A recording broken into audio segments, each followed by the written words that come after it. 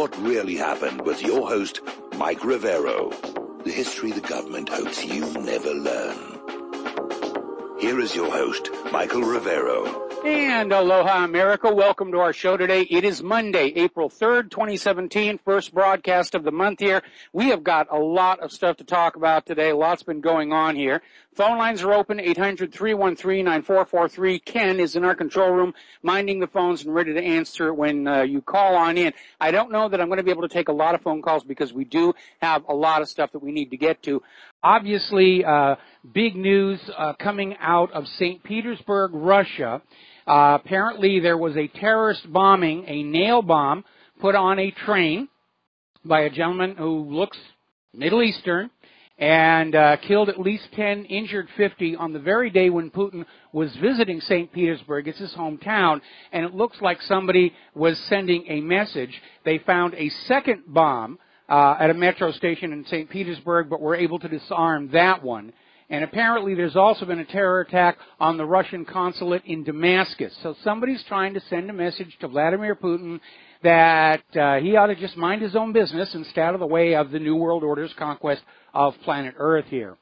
Now then, obviously, big fight continuing to go on Capitol Hill over Supreme Court nominee Neil Gorsuch. They're going back and forth, threatening filibusters, saying, well, maybe we only need 51 votes straight up and down instead of 60.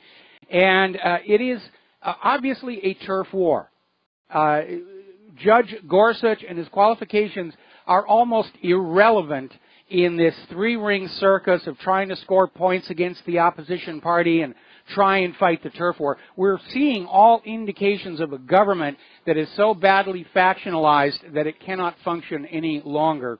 And so we're waiting to hear where that's going to go. It went back to a committee vote. Now they're waiting on the Senate vote, and we're still waiting to get final word on that. Now, we should not allow this Sturm und Drang about Gorsuch to distract us from these really huge scandals that are beginning to emerge. The corporate media doesn't want you paying attention. Democrats don't want you paying attention. Obama doesn't want you paying attention. Hillary doesn't want you paying attention. But you need to pay attention to this. Now, a former FBI assistant director basically is out there saying that former Deputy Assistant Secretary of Defense Evelyn Farkas has basically ripped the lid off the fact that there was massive spying by the White House against Trump and a lot of other people going way, way back, long before the election, before the nomination. And she was out there trying to say, well, we were justified in terms of the suspicion that Donald Trump was working with Russia. And by the way, CNN is still pushing this idea that Donald Trump was coordinating with Russian officials to leak damaging information about Hillary Clinton. And they're still raising on this busted flush. Now, first of all, nobody can prove Trump-Russia collusion. Second, nobody has ever looked at any of the stories out about Hillary Clinton and said, this is false, it didn't happen. So if you're looking for somebody to blame about all the damaging news that came out about Hillary Clinton, you blame Hillary Clinton because she did the stuff. And she seems to live in a culture that says that you can do whatever you want, and however evil it is, as long as you keep people from talking about it, that's all just hunky-dory. Now, Evelyn Farkas is trying to walk back this situation, even to the point of denying what she said, even though it's on videotape. And I think Evelyn is starting to realize there is such a thing as the irrevocable mistake. And, of course, now Farkas is in panic mode along with the progressive left because it's coming on out. We have a new Watergate scandal on our hands. Story coming out of AboveTopSecret.com. The Obama administration committed felonies by spying on and unmasking Trump's team for political purposes. And they're actually out there saying that when all of this finally comes out, Richard Nixon is going to be seen as a Boy Scout in comparison. Now then, another story coming out of IntelliHub. High-level Obama operative unmasked Trump associates during surveillance, spread their identities for political purposes.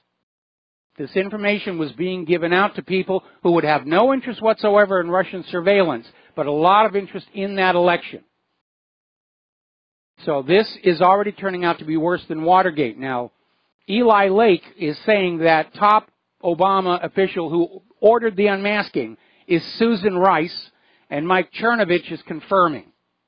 Susan Rice was the one who basically went on in and said, we're going to take these names and put them on out there, and we're going to get rid of Trump's people. Remember, Susan Rice, a while back, actually came out and said there were too many white people in top national security positions.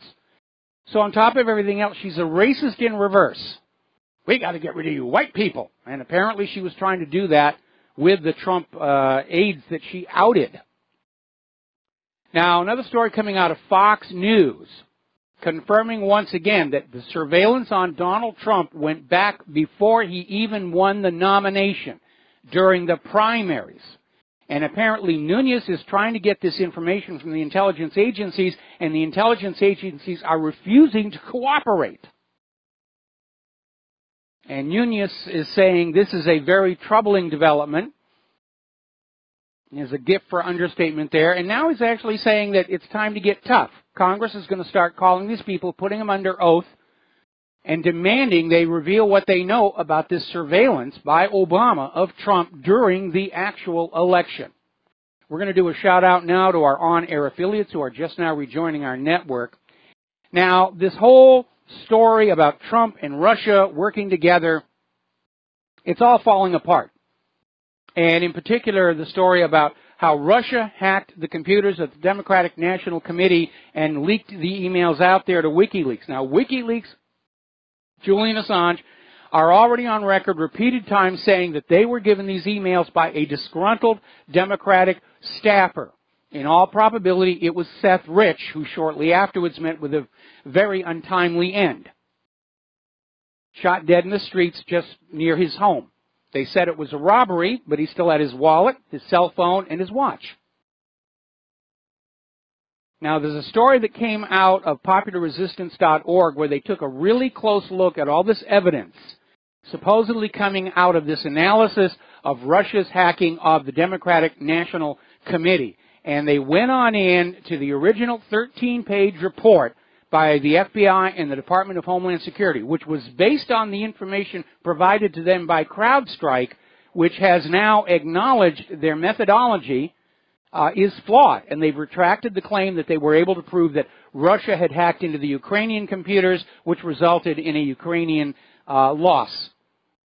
And they pulled that back, and they said, we're using the same techniques on the DNC servers. Well, obviously, if the technique doesn't work the first time, it didn't work the second time. But over at popularresistance.org, they went through that 13-page report, and they actually looked at the domains and the IPs that were held up as proof of Russia's guilt in hacking the DNC servers. And they found out many of those domains are not actually in use, registered to private persons. One of them, ritzopearl.ru, is actually owned by a German web hosting and consulting company. They went on, found a lot of these domains are not in effect. They found far more IPs tracking back to China than to Russia. And they looked at many of these IPs that were put forward in this DHS FBI report as going to Russia and found out they were going all kinds of other places. Canadian corporate server, Swiss corporate server, another Swiss corporate server, and on and on and on. Actual examination of the information provided in that report does not support its conclusion. Now, another take on this is over at the Duran.com, simply pointing out that that whole Trump dossier, the Donald and the two hookers in the presidential suite at the Moscow Hotel, is easily discredited because it describes a process of decision-making within the Russian government that has no relation to reality. And that on itself proves it's all a fake. Now, House Intelligence Committee ranking Democrat Adam Schiff admitted Saturday on CNN they don't actually have any definitive proof of collusion between Trump and Russia, but by golly, we're going to keep looking. We know it's there. We just have to we have to find that. We will if we'll spend enough money on it. Meanwhile, former Speaker of the House Newt Gingrich was on Fox News yesterday saying that all of the real evidence on money and influence buying by the Russians relates to the Democrats, to the Clintons, not to Trump. And remember, one of the leaked Hillary Clinton emails that came on out from that document dump was when Hillary Clinton bragged about being invited to Putin's inner sanctum. Oh, they're all buddy-buddies over there. So, Senator Chuck Grassley has sent a second letter to FBI Director Comey asking why the FBI was involved in paying for this discredited Trump-Russia dossier. Originally, there were some private parties that hired this former MI5 spy to come up with this piece of GARP. And then when that contract ran out, the FBI chipped in to keep this guy working. That's not how you do an investigation. And Grassley wants to know what their motivation was. So, even though this whole Russia story has fallen apart, the hacking story has fallen apart, all of the election fraud that has been located and documented from last year's election points to Hillary Clinton, and still FBI Director Comey is going to create a special FBI unit to investigate the Russian role in the 2016 election. And they're going to drag this thing on out and say it's still under investigation. There's still a suspicion. They're trying to tarnish Trump with the mere presence of an investigation, even if the investigation is finding absolutely nothing. Pure politics. Meanwhile, over in Dubai, police there arrested hackers who were trying to break into the current White House email system. And they're saying it's an African gang and broke into the emails of 5 senior officials, and they've been arrested. And the first thing that occurs to me is maybe somebody set these patsies up to lay a false bugging trail away from Obama. Yes, somebody was bugging the Trump campaign, but it wasn't us. Really, it wasn't us. It was those evil African Middle Eastern hackers. Now, at this point, if you are at all like me, you are probably pretty disgusted with how the federal government is behaving, how the establishment is behaving. We're hardly alone on that. Judge Jeanine Pirro was out there saying the left is acting like children who can't get over the fact Hillary Clinton lost the election. They thought they had it in the bag. They thought they had it rigged. But they couldn't overcome a massive landslide that was not so much for Donald Trump as against the entrenched Clinton-Bush-esque establishment. And that's why they're upset. And they are still in denial. Apparently, Tom Perez got on the stage at a speaking engagement and actually came on out and said that Trump didn't win the election. Trump doesn't represent us. Trump didn't win the election. Yeah, Tom, actually he did. And he won the election by the rules everybody agreed to play by going on in. Now, as of last count, researchers have identified 4 million dead voters who voted last year for Hillary Clinton, and at least 3 million illegal immigrants. That erases this idea that somehow Hillary won the popular vote. She didn't. And we need a full investigation into all the election fraud from last year and where it leads, followed by a complete overhaul of our election system. Get rid of the computers, get rid of the machines. There is no requirement that you have to have the results of the election instantaneously. We need to crowdsource the voting process so that everybody has a hand in checking it out. And we have a little article we put together that seems to be a very solid basis for a new election system. And certainly it's going to make election fraud hard to commit and hard to conceal as opposed to our current computerized election system, which seems designed to facilitate and then conceal massive election fraud. Now, apparently, Hillary Clinton is going to run again in 2020. She's already making the rounds on speeches attacking Donald Trump, attacking the GOP. Little bit of an embarrassment for Michelle Obama. She actually went over to the State Department to register with the Secretary of State to run for president in 2020. Now, she meets the constitutional requirement of being born in the United States of America, natural-born citizen. And she's over 35 years old. But there's a third requirement most people are unaware of. Under the Constitution, you have to be a resident within the United States for 14 years before you're eligible to run for president. And because of the way Michelle Obama had official residency in places like the Cayman Islands for education and tax purposes, she failed that one. I can't imagine why she thinks she even has a chance to run. She has zero qualifications. The only thing she did when she was married to the boss was that school lunch program, and that was an epic fail. Nobody's going to vote for Michelle Obama just because she was married to a president. That's like saying, I'm going to have the wife of the doctor take out my appendix. It doesn't really make a lot of sense. And I think it illustrates just how late empire-esque our national politics have become. When you look back at the history of Rome and Caligula, who got his horse elected to the Senate. We're getting into that kind of strange Twilight Zone territory right now, and it's another reason why I do not think the federal government and our current economy are going to last much longer. I foresee a Soviet Union-style collapse in the future, quite possibly before the end of the year.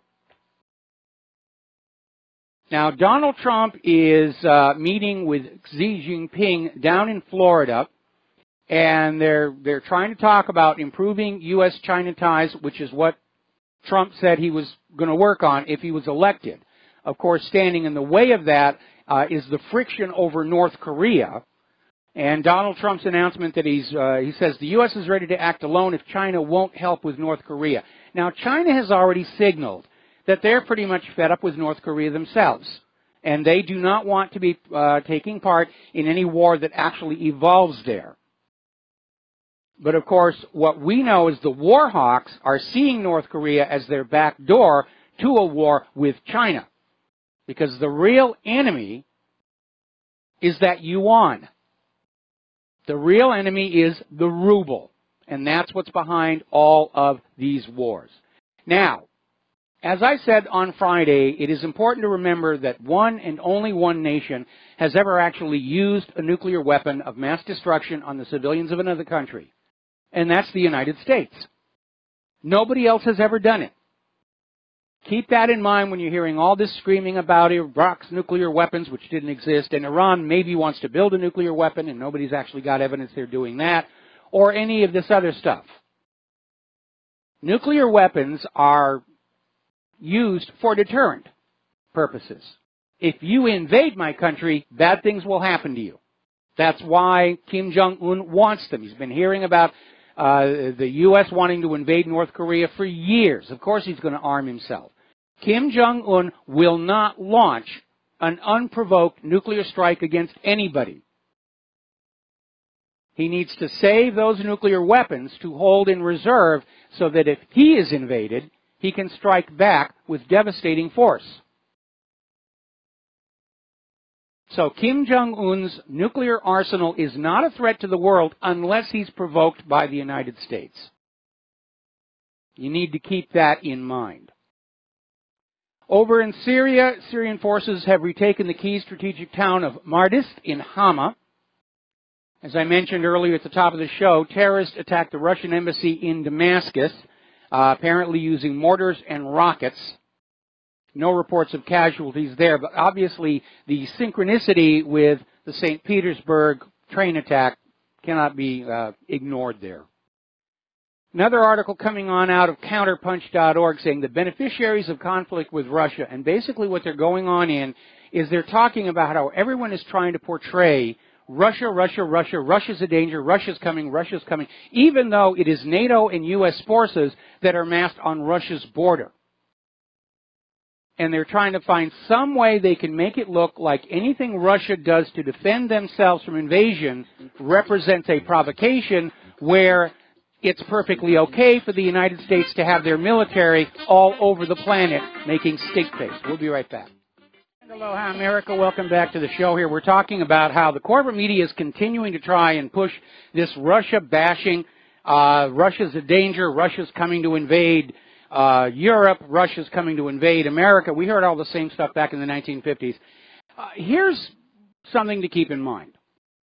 The United States hovers on the edge of a financial collapse. because of the illegal immigrants and refugee problem. We have turmoil in the streets, contagious diseases that had been eradicated before. Same thing all over Europe. It's hovering on the verge of collapse of the EU and their economies. Why would Putin want those headaches? And the answer is he wouldn't. Russia does not need to invade Europe and the United States. Europe and the United States are in the process of self-destructing. Again, look for the part that should be there and isn't, and that tells you that you're being lied to. Why would Russia want to start a world war and conquer Europe and the United States? What does it get them? Two already failed, destroyed parts of the planet.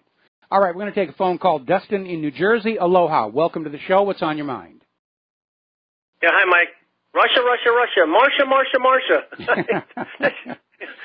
hey, Mike, you know, like all wars are bank of wars, this is all about China, Russia. It's all about economics, people. Yes. Everybody should know that by now. It's about the ruble. It's about Russia and China being the Eurasia powerhouse they are now. And you're in a declining empire. That's what it's all about, and nothing's going to stop this decline now. It's already in effect. You can tell.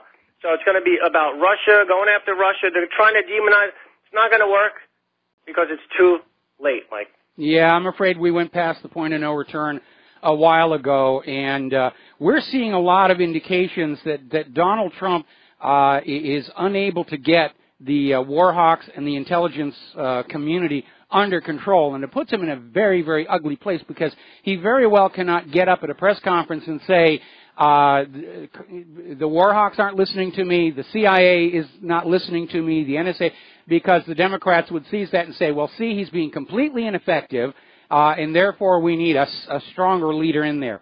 But I'm beginning to think that Trump is not as in control of the military escalation as the media likes to portray him being. Hey, Mike, you know what's funny? If anybody looks, what does the Baltics and pretty much the rest of the EU make that anybody wants? Nothing. Yeah. They all get their stuff from China. So that's the future. So that's right there. That's it proves they don't have nothing that the West has. There's nothing worth conquering. I mean, Europe is broke. Europe is filled with illegal immigrants and refugees. Same thing with the United States of America. China is a manufacturing powerhouse. They're making products people want to buy. Russia is growing non-GMO agriculture. Everybody wants to buy. And that's just the reality. This rush to war is to try and prop up the Federal Reserve note as the global trade and banking currency. And that's really what it's all about. Yeah, China is a economic powerhouse. Russia is a commodity powerhouse. Yes. And the two combined equals a left and a right fist.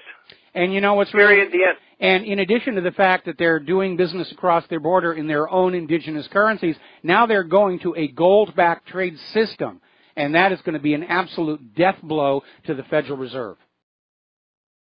And Mike, on this terrorist attack, I'll bet everything I own that it was a CIA operation through Dagestan, which is the same Dagestan the Boston bomber went back and forth about 12 times, where the FBI and the CIA did nothing. And I guarantee these people are still operating in Dagestan. Russia's not going to bomb Dagestan. They're going to go in there with Alpha Team and Oman and do a strategic, hit on these terrorists, and their bomb-making facility and stuff like that. It's going to be a quiet operation. I agree with you overall. Obviously, that bomb was actually built inside Russia itself, looking at the photos of it. But you're right. It does feel like more of the same destabilization operations that we've seen in all these other countries leading up to an attempt to overthrow Russia's legitimate government and replace it. It's not going to work, but obviously they plan on trying. We've got to take another break for commercials. We'll be right back. Aloha, America. Welcome back to the show. There's been another development regarding the train bombing in St. Petersburg, Russia. The police had released a photo of their primary suspect. And apparently this individual just turned himself into police because he'd seen himself on TV, and he says, it wasn't me. I didn't do it. He's not running. He's not hiding. He walked into the police station and said, that's me in the picture, but I had nothing to do with it. So now they're out there trying to figure out exactly what happened, but it's another indication that there may be more to this bombing than meets the eye. All right, we're going to take a couple more phone calls, then we're going to close the phone line. Sherry in Texas, aloha. Welcome to the show. What's on your mind? Thanks, Mike. I think you said once that everything's going to have to break down before we can come back and, like, rise from the ashes, you know. And someone told me something about a guy. I never checked into it. I just sort of took their word for it, named Gurdjieff. He's a nice 19th century, I don't know if he's a philosopher. He's a Russian. But I think his name is spelled Giirrchief. Really strange spelling. Mm-hmm. And he said, if you find anything about it, I guess I should look it up someday, but he said that greed and advertising will be America's downfall. Now, he said this in the late 1800s, and Russians are big on things like this, and he may also have, the advertising bit of it was interesting because I thought that might have something to do with surveillance problems we're having, like Snowden said that with the advertising they can exploit us. And also with the advertising, I was thinking about how you said cars are real cheap right now. Yes. No one's buying. But, these new cars, that has a lot to do with surveillance. And I don't know how popular. I wouldn't want a new one now. My Honda's 10. My daughter-in-law has it. I don't even have a car right now because she needed it. She was getting her master's, and so I missed my car. And I don't know that I want a new one. You know what I mean? I'll take a cab as little as I go to town. But I don't know, this guy, Gurdjieff, I just haven't heard him mentioned anywhere, maybe because he was a seer or a psychic or something. But it's something I'd like to know more about. So that's not the stuff of this show. No, that's a little out there. However, I would agree, in common sense, greed is going to destroy any society.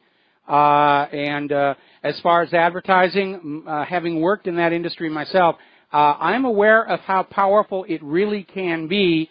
There's a lot of applied psychology in advertising. And I'll give you one good example. And this goes back to when the food companies first started to put out instant cake mixes. And this was at a time when women's identities were still very much rooted in being at home and making good food for their family. And these first instant cake mixes weren't selling. And it was very simple, take the box, dump it in, put water, put it in the pan, bake it. And women just... Subliminal. Women just didn't want to get involved with that because they felt they were losing their involvement with the process. So the cake companies made one little change. They added an instruction on the back, add 1 egg. And that one little thing, all of a sudden women felt that they were part of the process of making the cake, and the cake mixes were a huge success. But, I mean, that is how subtle some of the psychology is in getting you to buy things. I'm sorry, I was going to say, what if people start ignoring the advertising because they can see that it's not credible or it's connected with things they don't want, like refrigerators that keep track of everything you're doing, and what you're eating and what you're buying, and who wants that? Well, that turned out not to. I mean, huge advertising campaigns do not guarantee a success. Look at the Edsel or New Coke or any of these other disasters. But advertising is very intrusive. I remember when cable TV first came out, they were selling it on this promise that if you are paying a monthly cable bill, there'll be no more advertising. Today, of course, we're paying a huge cable bill. We have more ads on TV than back in the days of over-the-air broadcasting. And thank goodness for a DVR, because I don't watch anything live anymore. I just record it so I can fast forward through the commercials. But it's just constant repetition, and it really, unfortunately, does work. Now, as far as subliminal advertising, that never really proved out. It was something ad agencies like to claim would work because it allowed them to ramp up the fees to the clients. But it really didn't work. And it was fun, to look in the booze ads for the reflection of the naked girl in the ice and everything, because they were doing all kinds of stuff like that. But a lot of people who are getting psychology degrees wind up working for the advertising industry. One of the milestones of the advertising industry was the Pond's Cold Cream campaign, because up until that point, advertising of a product was basically focused on this is what's in it, this is what it will do. And you'd have these things like, we have more high-quality ingredients than our competition. Pond's changed advertising forever with one sentence: for the skin he loves to touch. And it was a runaway success, and it marked the transition from advertising that actually told you what the product would do to image-based sell, which is what we have today. But we also have today Johnson & Johnson lawsuits. See, the thing is, if the advertising industry starts failing, that could be part of the collapse, because that's such a big thing. And the expense, oh my God, what they must spend on that stuff. Oh, it's expensive. In the early days of computer animation, I worked for a company called Robert Abel & Associates, and we were some of the first people to develop this technology, and the only people we could attract as clients were advertisers, TV commercials, because they had the money in terms of dollar per running second to afford this very expensive brand new technology. TV shows couldn't afford it. Even feature films couldn't afford it until the technology came down in price, and Jurassic Park was the watershed on that one. But in the early days of Robert Abel & Associates, it was TV commercials. We used to get all of our commercials on the Super Bowl every year, and we were winning awards. You know, even the mistakes were winning film awards. I mean, that's how it was. But when you look at TV, when you watch a TV show, the commercials are actually the best produced things on that TV. And if you're watching a 30-second commercial, it can easily cost far more than the entire 30-minute situation comedy that's wrapped around it. Because what TV sells is your mind. They lure you in with, interesting TV shows and get you into a receptive state of mind so that you can receive that pitch here. A lot of people look back on the original Star Trek, which is enjoying a bit of a vogue over on BBC America. They got out the old negatives and they've retelecined them to high def, and it's kind of fun looking back on them. But the original Star Trek only lasted 3 seasons, and in the 3rd season, NBC went out of its way to literally destroy the viewership by putting Star Trek at the same time kids would be going to their high school football games. And they did that because there are 2 scores for every TV show. There's the Nielsen ratings, which everybody's heard of, how many people are watching the show, and then there's another one called the Burke score, which is more internal. People don't talk about that outside the industry. And that is a measure of how well people remember the commercials they saw on the show. And Star Trek, which had these very interesting, challenging stories, they found out people were talking through the commercial breaks about what they were seeing in the story on Star Trek.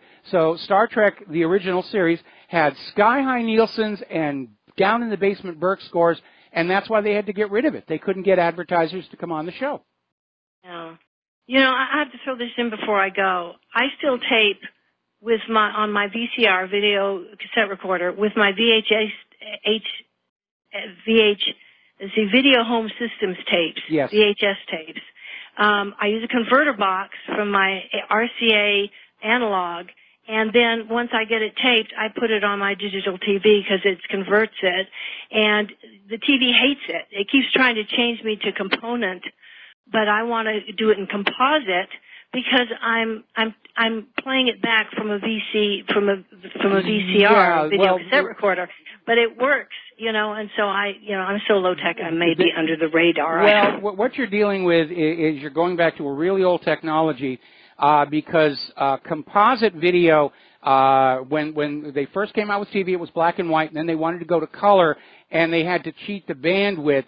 And they literally have the chrominance subcarrier overlapping with the luminance subcarrier. And you probably remember on old TV, if you're my age, somebody who had a very fine pattern on their shirt, it would flash rainbow colors, and that's where that was coming from. So obviously, if you can get to a component or even S-video where the chrominance and luminance are on separate wires, and so they can't interfere with each other. Okay? Yeah. Yes. Thank you so much. Thank you so much. All right.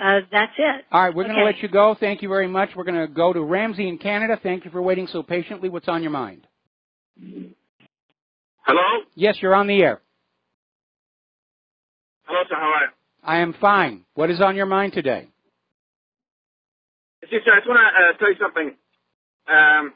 You see, sir, regarding the aggression on Russia, it's not just economic, it's also political, because, see, Russia has attacked ISIS and damaged ISIS, which was a American and a Israeli creation, along with Saudi Arabia and those people. So, and also Russia has interests with Syria, the Syrian government, like the legitimate government of Syria. So it's not just economic, like with the ruble and all that. Well, that desire to preserve the U.S. dollar hegemonic domination of the global economy preceded all those other developments. That's the root cause of it. And again, we've been on this path to this New World War all the way back to Richard Nixon's ending of gold convertibility for the Federal Reserve note, and the realization that the Federal Reserve had drastically overprinted all that ink and paper to literally loot other countries of manufactured goods and agricultural produce, and they could not make good on those Federal Reserve notes. So in order to keep the dollar from collapsing, they came up with the petrodollar scam, which was that the U.S. went to all the oil-producing nations and said, if you will promise to sell your oil only for the dollar and invest those profits back in the United States of America, we will militarily protect you from your enemies, who we are also giving weapons to when you're not looking. And that worked for a while, but more and more, as the dollar becomes seen as less solid and less reliable, countries want to start selling their oil for other currencies, and that's when they get attacked. In 2002, Iraq got UN permission to sell Iraq's oil for the euro instead of the dollar. 1 year later, the U.S. attacked, screaming nuclear weapons of mass destruction. They lynched Saddam Hussein, and Iraq's oil is back on the world market only for the U.S. dollar. Down in Libya, Muammar Gaddafi was doing wonderful things for Libya, tremendous infrastructure, water development, distribution, very high standard of living, and then he closes down the private central bank of Libya, sets up a state central bank and a value-based currency, the gold dinar. Then he tells the rest of the world, if you want to buy Libya's oil, you have to pay for it with the gold dinar. The U.S. goes in there covertly, says it's a popular uprising. They kill Gaddafi. Libya's oil is back on the market only for the U.S. dollar, and the gold for the gold dinar, nobody knows where that vanished to. You see, so I totally agree with what you said, but like I'm just saying, like there's also like politics involved. Like it's not just economic. Of course it is. I've said many, many times, wars and assassinations never happen for just one reason. And when you get a large group of individuals who have their own agendas, but they all agree that this war or this assassination would help them, that's when these things start to happen. So yes, from the point of view of the Federal Reserve, it's about the U.S. dollar. From the point of Israel, it's about breaking up the large Middle Eastern countries into smaller pieces that are easy to be bullied around and so forth. Anyway, listen, I'm going to let you go here. We're going to switch to Peter in Los Angeles, and then we're going to close the phone lines because I got to get back to news. Peter, what's on your mind? Mike, you and Dustin were talking about who's in control. Is Trump even remotely in control of security services? I would say, I just want to bring up a couple of points, and I'm your age. We're the same age. In my lifetime, the intelligence budget has never been published. Black. Yes. We don't know what businesses they own. They own a lot of businesses. They've invested in a lot of businesses. And there's also the illicit money they're getting from the drug trafficking. That's right. And the illicit money they're getting from the businesses. And we don't know what contracts that they have out with people that would also make those people beholden. We don't know, remember, of course, you've said many times, what the Pentagon money, we don't know where that money's gone. Trillions and trillions. We don't know where that money's gone. So we've got a one black budget. We don't know what's coming in, even from the government side for the intelligence. We don't know where the money goes for any of this stuff. And just to refresh everybody's memory out there, remember that the intelligence people bugged their own oversight committee. Yes. And threatened them. Yes. Tried to intimidate just 2 years ago. They also, just last October or something, Obama tried to have some sort of discussion with the Russians about Syria, and the Pentagon basically said, F you, and they bombed the Syrian army and killed about 100 Syrian soldiers against Obama's wishes. Yes. We also know that Obama's had 8 years to put all these deep state ticks into the security services, the intelligence and all that, who are working to undercut Trump from that part. So I would tell you, we have no clue that I don't know if they've ever been under control. They're under less control of Trump than any other president beforehand, but they're completely autonomous, maybe have been for a long time. Well, if you remember the big... That is the Federal Reserve, right? The Federal Reserve has never been answerable to the federal government. We even have Alan Greenspan on videotape admitting that. The Federal Reserve is answerable to no federal government authority. Go on back and look at the circumstances that led up to Harry Truman's firing of General Douglas MacArthur, where MacArthur was just saying, I know better about what we should be doing militarily than you do, therefore we're going to go with my lead. So factionalism has always been a reality of any large government. In fact, it's an argument against allowing government to get too large. But certainly, I think never before in U.S. history has the U.S. federal government been as badly factionalized as it is now, where you have the FBI operating almost autonomously, the NSA, CIA, the military-industrial complex, and Donald Trump is supposed to be basically in charge of it all, but at this point it's clear that a lot of decisions are being made for him, and he doesn't dare admit that. Okay, Peter, got to let you go. Got to do a break for commercials. Back with more news after these few words. Hello, hi, America. Welcome back to our show. Here we're going to do some news now. Now, Trump is apparently seeking to restart good relations with Egypt. He's apparently had a meeting with Egyptian President Abdel Fattah el-Sisi, focusing on security issues and military aid. So he's out there trying to mend some fences there, although I'm sure that el-Sisi understands how American influence led to the ousting of Mubarak, and then later Morsi. It's a complicated issue over there. Now then, Julian Assange, in an interview, was looking at how John McCain went on this meltdown over the Trump administration's announcement that Bashar al-Assad can stay on as president of Syria if he wins his election. And McCain just had a total meltdown on that one. And Assange is saying, from what he can see, there is clearly a conflict between the White House and the CIA over the Syria policy. And so what is emerging here is an image of a president who is simply being ignored by these rogue intelligence agencies, the military-industrial complex. And it puts Trump in a bind. He can't stand up there and say, these people aren't listening to me. We have a dysfunctional government. Now then, the United Nations has announced they will oversee the Iraqi Kurdistan independence referendum. And they're going to oversee this referendum and let the Kurds have a vote to break away from Iraq and then later grab a chunk of Syria and grab a chunk of Turkey. It's a shame the United Nations didn't give Crimea the same fair treatment. And when the United Nations goes black on one and white on the next one, it undermines their credibility. They're just as politicized and corrupt as any other government on earth here.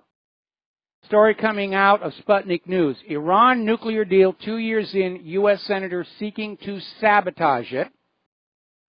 And they're talking about 2 years ago, they had the P5+1 deal. Iran would not develop or deploy nuclear weapons. And now they're acknowledging promises made by the United States as part of the deal are in danger of being circumvented.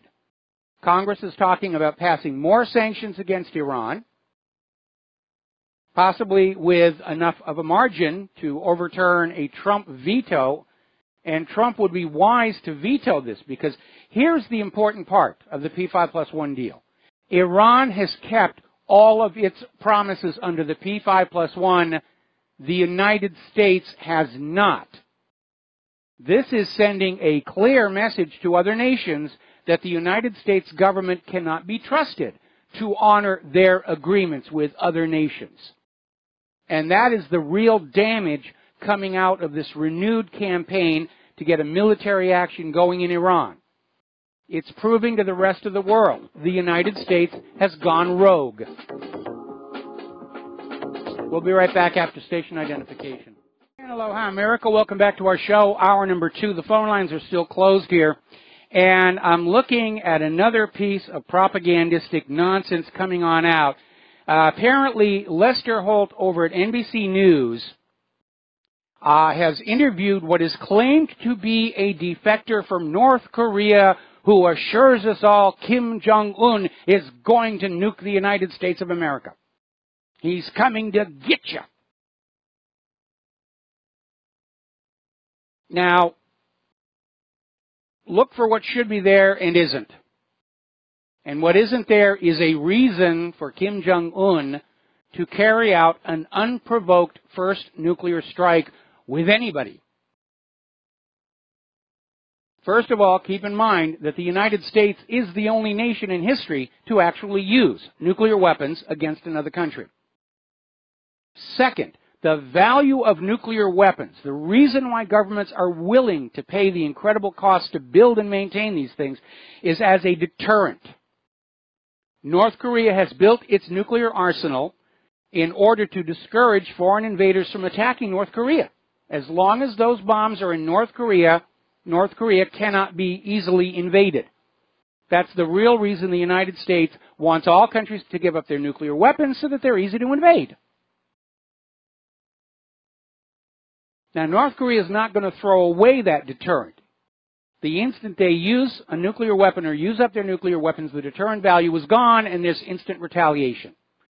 This is just another rehash of Saddam has nuclear weapons, Assad has sarin gas, torpedoes in the Gulf of Tonkin, Spanish mine in Havana Harbor, Lusitania wasn't smuggling weapons to the British, and on and on and on and on. How many more times are you going to have to be lied to until you recognize you are being lied to?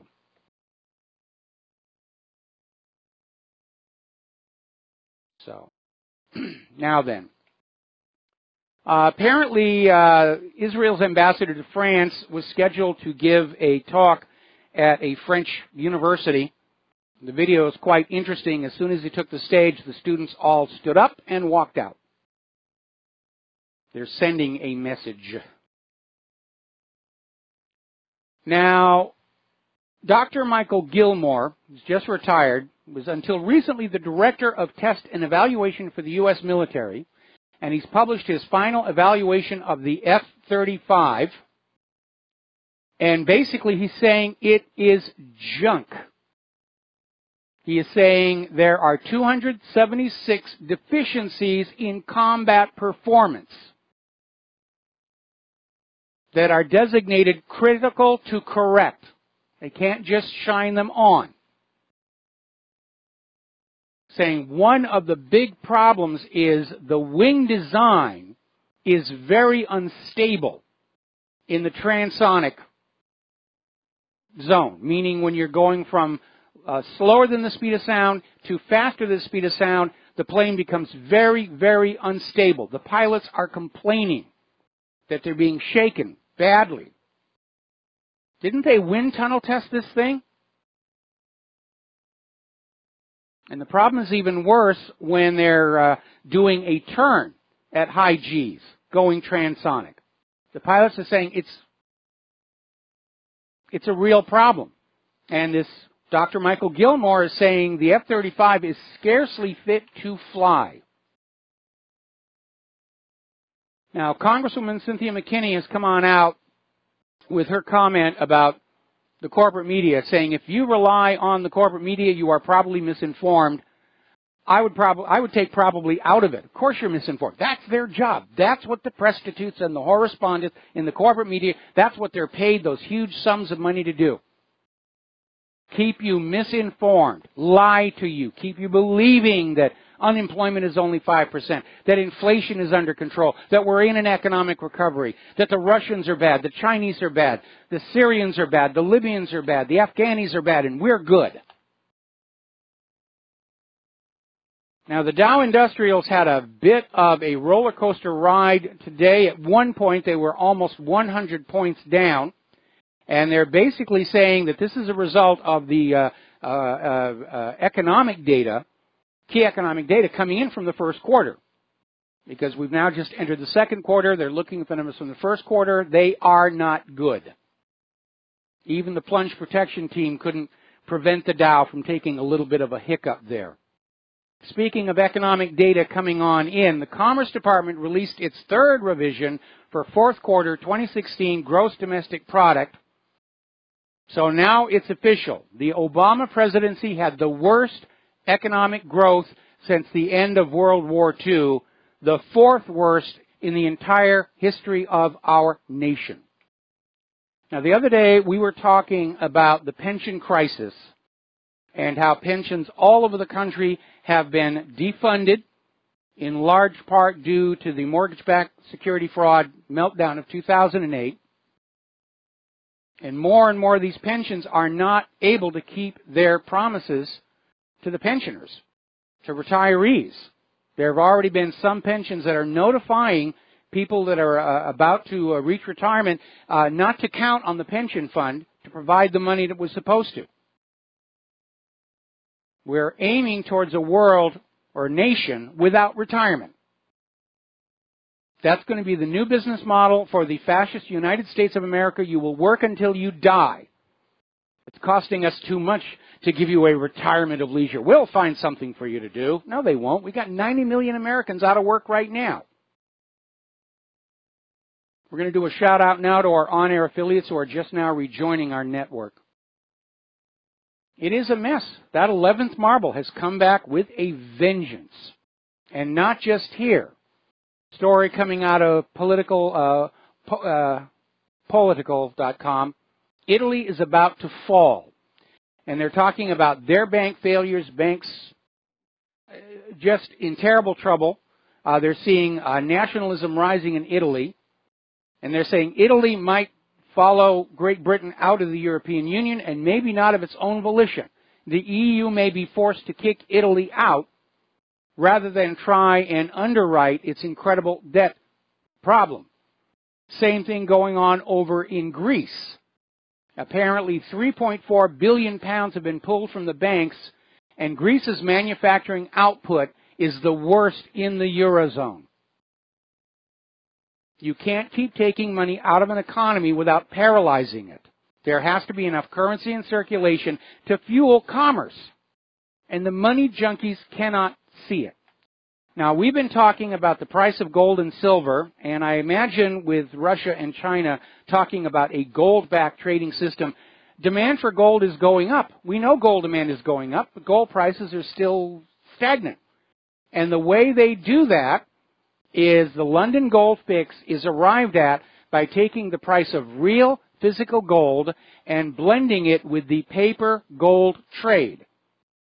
And they've been overprinting those paper gold contracts. They're leveraged hundreds to one. In fact, right now, there is 10 trillion with a T dollars in paper gold out there for which there is no corresponding physical gold to go with it. And they just keep on doing it to keep the price of gold down. It's all a hoax. It's all a fraud. It's coming up with the next lie to cling to power and wealth a little bit longer. Over in Aurora, Illinois, Caterpillar is shutting down their plant. They're moving production to other U.S. facilities. Orders for this kind of equipment are stagnating. There's been a major drop in new construction projects, new commercial projects, new homes. 800 people losing their job. Now, Amazon, a while back, launched a couple of new ventures. Diapers.com, and they had this subsidiary, Quidsi, that was supposed to be doing these targeted website, deliver-to-home business.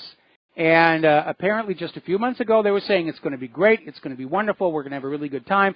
Unfortunately, last week Amazon has announced it's shutting this entire subsidiary down, including diapers.com, saying it isn't profitable. They're not able to make a lot of money, or even any money. They're losing money on this. And this tells us two things.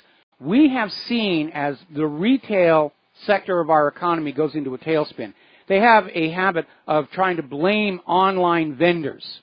Oh, the brick and mortar stores and shopping malls, we're only suffering because people are ordering things online. Well, obviously, that's not true. The problem is the money junkies have grabbed all the wealth to the very top of our pyramid, and there isn't any left down here for us to buy things with. Personally, I hate to order online. I want to go into a store, actually look at and touch what it is I'm planning on buying, then give them my money and go home with what I want. Instant gratification is a big part of the retail experience. And anytime you're buying something online, you don't really know what you're getting until you get it. Now, overall, I've had a real good experience with eBay, but there have been a couple of times where what I am sent doesn't match the description. And there is the advantage of being able to go into a store, pick up something, tap on it, make sure it's solidly built, and judge for yourself before you send the money. Over in New York, which is, as you know, a sanctuary city, apparently the indigenous traditional New Yorkers are leaving the city at a rate of 4.4% per year. And that's the highest negative migration rate among all of the population centers, according to U.S. Census records.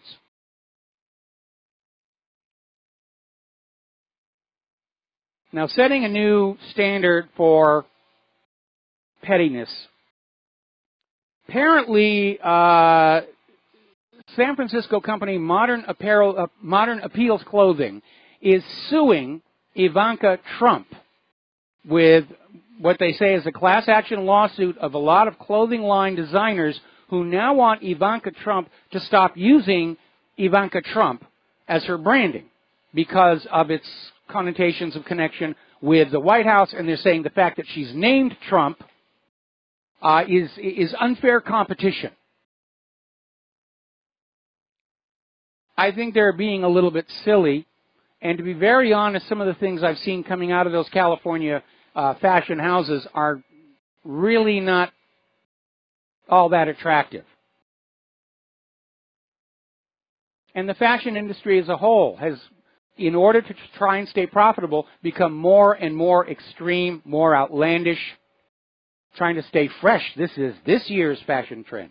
And you're dealing with a population of people who are saying, I don't need this year's fashion trend. These jeans are still good for at least another year if I take care of them. There's a lot of business that is out there still imagining that we still live in the economy of the 1980s and 1990s, when ordinary Americans had money for indulgences like the latest fashion whatever, the latest gizmo, the latest shoes. It just isn't there anymore. You're seeing it all over retail. People are putting their wallets away. They are refusing to use their credit cards.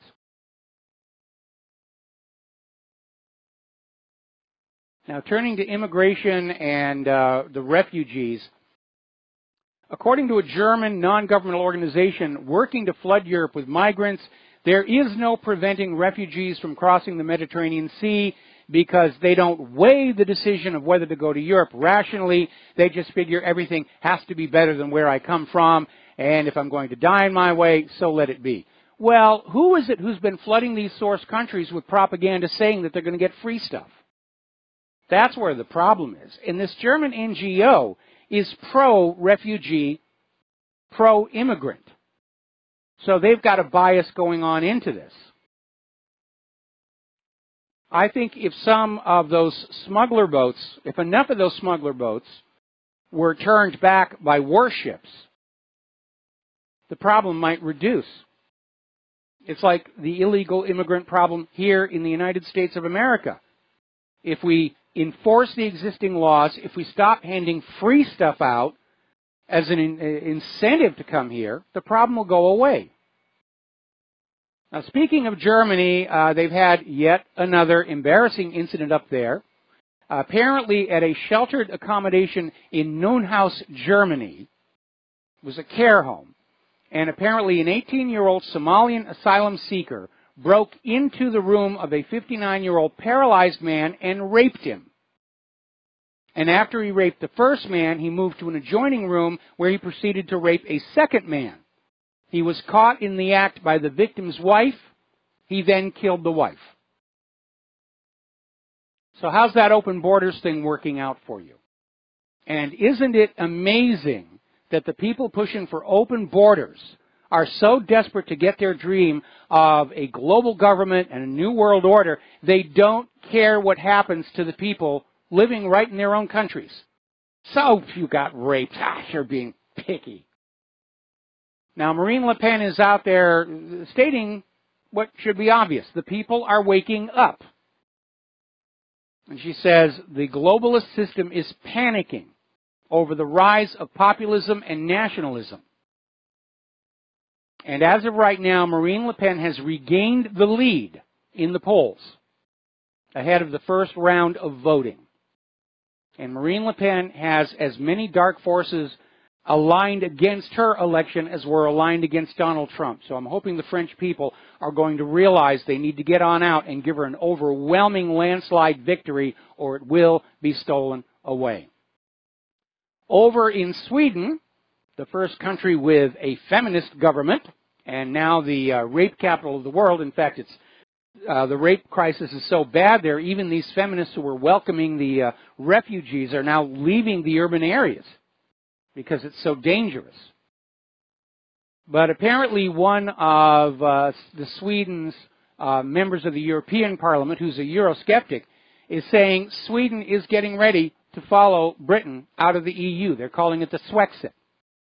They're talking seriously about that.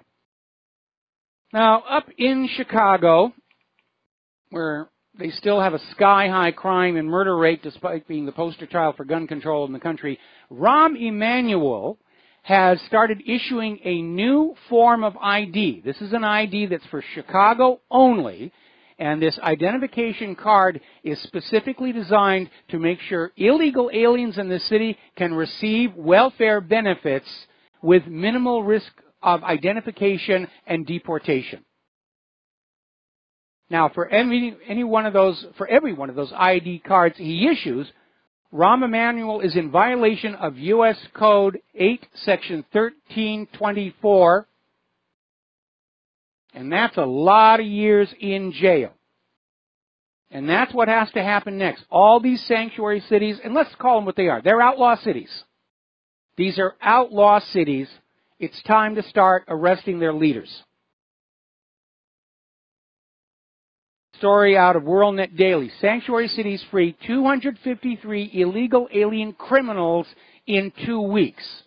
And they're talking about New York City, Orange County, California, even Washington, D.C., where ICE is sending a notice to these police departments, to the jail, saying this illegal immigrant that you have arrested for committing a crime is wanted for deportation.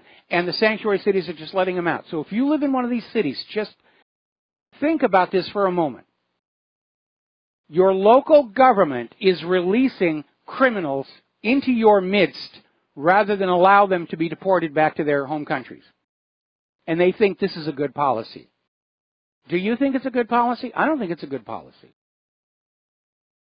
Especially in Chicago, where they already have an out-of-control crime spree going on in the streets. Now, out in California, as you know, they're considering legislation, Senate Bill 54, which will turn California into a sanctuary state. But apparently, mayors of most of the California cities are saying they are against it, and they're going to fight this thing tooth and nail. Good for those mayors. We're going to take a break here for commercials. We'll be back with more about refugees and corruption, the New World Order. I mean, this is a fist fight between the globalists and the nationalists. We'll be right back. And aloha, America. Welcome back to our show here. Now, there is one positive development in the refugee program, and this was something Donald Trump promised he was going to do during the campaign. And that was that persecuted Christians get the top priority slots in any Muslim countries. If there are people coming from one of these countries and they want to come to the United States, the persecuted Christians go to the front of the line. And I think that's a very, very good thing. A lot of people were very, very angry that it almost seemed intentional to put Muslims out there. Okay, we're going to go ahead and open the phone lines again, 800-313-9443. Now, you probably are familiar with Dr. Phil. He's very popular.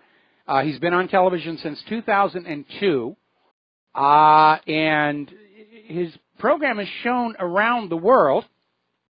But apparently he did a tacky no-no because Dutch TV has just canceled his show. And apparently they were upset because Dr. Phil aired an episode that was talking about elite pedophilia. And apparently that is a very, very touchy subject for a lot of governments around the world. I mean, remember the big stink over the Franklin scandal here in the United States of America, and most assuredly remember the lengths that the politicians went to make sure this did not get out to the general population. Now, we know that sociopaths love power. They seek it. And they're very good at getting at it because when they tell a lie, they have no compunction about it. It doesn't bother them. There are no tells. Sociopaths are very convincing liars.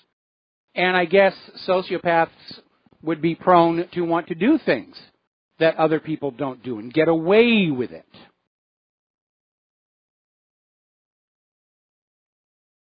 So apparently they touched a nerve over there on Dr. Phil's show. And I do want to reiterate again, because I get a lot of emails about, why aren't you talking about Pizzagate? I understand pedophilia is a big problem anywhere you have an excess of power, whether it's the church, government, finance. Think about Epstein's little island down there. But Pizzagate, I think, was a setup so that anybody who went in there and defamed the pizza parlor would be sued to scare other people away from investigating pedophilia in general. That's what I think that was all about. Now, getting on to political correctness, and it is getting a little out of hand there. PETA, People for the Ethical Treatment of Animals, now says milk is a symbol of white supremacy. Ooh, milk is a symbol of white supremacy. Does that include chocolate milk? And if milk is a symbol of white supremacy, then does that make cornflakes a cereal racist? I think maybe that we need to give that its proper due, which is nothing at all. I mean, it's ridiculous. Anyway, we're seeing a real ramp up of the Booga Booga. Apparently this story that NBC ran where they have a defector from North Korea who says North Korea is going to attack the United States without a really good reason, just for the heck of it. It's being run all over the place here right now. Another piece of the daily Booga Booga we're getting here. CNN is out there saying that terrorists can now build bombs inside laptops that will evade airport security. Now, if you know anything at all about explosives or even laptop computers, you're going to realize what a nonsense story this is. Modern laptops, there is no room in there to add anything. And explosives have to be the correct shape and have to be properly tamped to be effective, especially high-bristle explosives. If somebody were to spread octal inside a laptop and set it off, the laptop is going to be destroyed, but not much else. Same thing they did with the crotch bomber. All right, we're going to take another break for commercials. We'll be right back. And aloha, America. Welcome back to our show. Now, as you know, the U.S. and Japan and South Korea are having exercises on the Korean Peninsula to send a message that they are ready to go to war against North Korea if North Korea won't do as it's told here. And apparently they're already running into some problems. The U.S. sent 2 B-1B Lancer bombers over there. One of them is already broken down.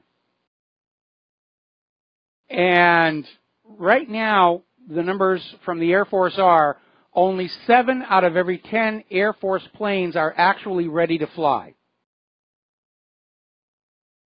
That's a little discouraging.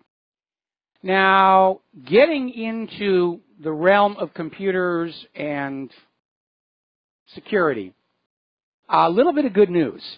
Remember, Ecuador just had their elections, and the right-wing candidate had made the promise if he won, Julian Assange would be evicted from the Ecuadorian embassy in London and turned over to authorities to be taken back up to Sweden, where he faces rape charges, which is kind of weird that they're charging Julian Assange with rape, even though the rape victim says it didn't happen, but all those refugees that are raping Swedish women are being left alone. It tells you how Alice through the looking glass the current world is here.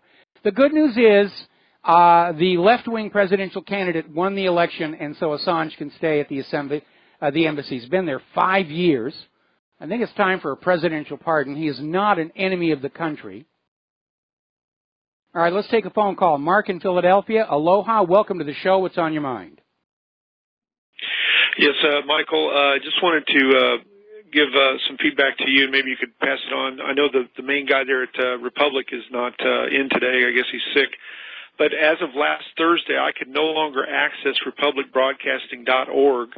I've spent over 2 hours today with Comcast, my internet service provider, and they've assured me that it's not coming from them. I've done trace routes to the website, and I don't know if you could get the feedback to them. I don't know if I tried this weekend, but then, you know, they're very busy, so I didn't want to, you know, bother them. It seemed like they were disrupted. But so I don't know if it's just me. I was trying to give them feedback to let them know that's happening. I don't know if it's just me or others are being affected in Philadelphia or Pennsylvania or this region, but I just want to give you the feedback because that's how I listen to the show.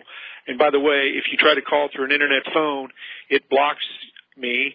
And also, if I call from cell phones on the T-Mobile network, they want to charge me per minute. So, and regardless of which phone number I call, so just giving you that feedback. Maybe you could pass it on to the guys there in tech support there, and because maybe I'm not the only one being blocked. Well, I've been getting some emails from people saying that they're having trouble getting through. I was able to reach the republicbroadcasting.org website, but it was running very slow. But Mike in our control room is apparently taking this all down, and we'll try and get all this stuff sorted out. And it could very well be that, hang on, it could very well be that we're under hacker attack because they're especially during the show, they're always attacking my web server, and they may be trying to basically limit people's access to my show by overloading the RBN servers or trying to do something else.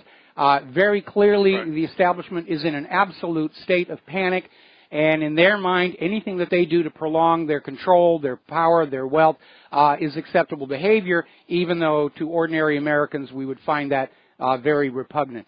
So I will pass along this message. So, okay. Something else. Yes. Something else real quick. I don't know if it has something to do with IPv4 versus IPv6. And I don't know if I didn't know if maybe I know they've been maybe tweaking some things there at the headquarters, so I didn't know if that might have something to do with it. And also, I'm able to access the archives, which is republicbroadcastingarchives.org, through Google. But then if I try to hit the home button, I can't access the home website. I think it's all right. I think it's on I think the archives are on its separate server with its own separate IP. You might want to try in your browser, see if there's a place to uncheck mapping IPv4 to IPv6 and because I know they're having problems with that as well. It was not thought all the way through thank you. how they were going to do that. All right, I'm hearing back. Thank you, Michael. All right, thank you. We're going to let you go. And apparently what I'm getting from the control room is they think it's working. But again, there could be a lot of interference. I'm getting a lot of emails from people saying that my website is triggering virus warnings on their browsers. And my advice is to look for a browser hijacker because I am now paying for a security service that scans my website 3 times a day looking for malware, and the reports are coming up clean right now. So if there's malware showing up, it's coming in somewhere between my server and your computer. And right now, browser hijackers, malware in general, it's just completely out of control. All right, now, getting on back to the spying and spooking. Apparently, Android apps are now sharing information on their users with each other.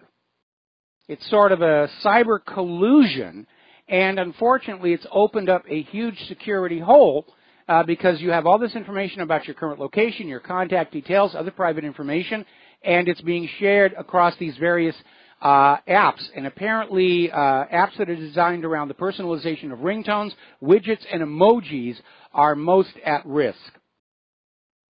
So you need to be very careful about that. I want to tell you a little shameless plug here. I'm having so much fun with this Raspberry Pi. And I've seen the same comment all over. Apparently it's hugely popular with hobbyists and experimenters and even artists. Artists are embedding these things in their artwork to do various functions. And it does remind me of the early days of computers like the Apple II and the Commodore 64 when they were fun to play with. And you could get in and see everything that was being done. It was all source code, and you could get into the board and do things. So I'm having a lot of fun with this gizmo right now in my copious amounts of free time. Let's get on back to some health issues here. Is there lead in your water? Yeah, it's becoming a problem. Ever since the big stink out of Flint, Michigan, more and more areas are starting to test their water. And apparently at a school in San Diego, California, the water was so highly contaminated they couldn't give it to a dog. Dogs apparently know when there's lead in water. You fill up the pan and they turn away from it, you may have a problem. Test your water. And apparently cities all across the United States are discovering massive amounts of lead in their drinking water supply. So it raises the question, just what good is the government if it's not taking care of you? If all it does is take away your money and give it to their friends in Israel and give it to their friends on Wall Street and give it to their friends in Big Pharma and the rest of it, at the same time they allow you to drink toxic drinking water from the faucets, mandate potentially harmful vaccines, insist that GMOs are safe. This is not a government that's taking care of the American people, is it? It's just a sales tool. It's gone totally corporate, totally fascist. Apparently children across California have been found to have higher lead poisoning levels than those in Flint, Michigan.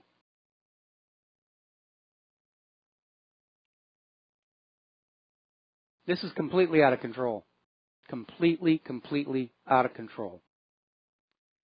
All right, let's talk about vaccines, pharmaceuticals in general. It's a huge business. They've got enough money to basically buy all the media they want, buy all the politicians they want. Story out of naturalnews.com. America has collapsed into a pharma state run by government-protected drug cartels, and that's exactly what they are. They're drug cartels. They're selling many of the same things that the street dealers are selling. They give them different names, but an opiate is an opiate is an opiate. There are prescription versions of cocaine. Pharmaceutical executives have actually been charged for trying to encourage doctors to hook patients on these opiates. And right now, the United States absorbs 80% of the global opium output. And they're making huge amounts of money, and nobody's supposed to complain. And even if you do complain, the government looks the other way because they're in on the action. Look at all of that evidence coming out of Afghanistan.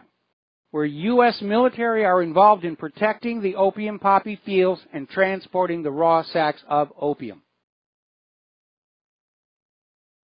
Our government has become completely corrupted by drug money. We've turned into a narco state. These pharmaceutical companies are openly giving inducements, money, gifts, travel to doctors to push their products on you. We have very expensively produced TV commercials all over our TVs.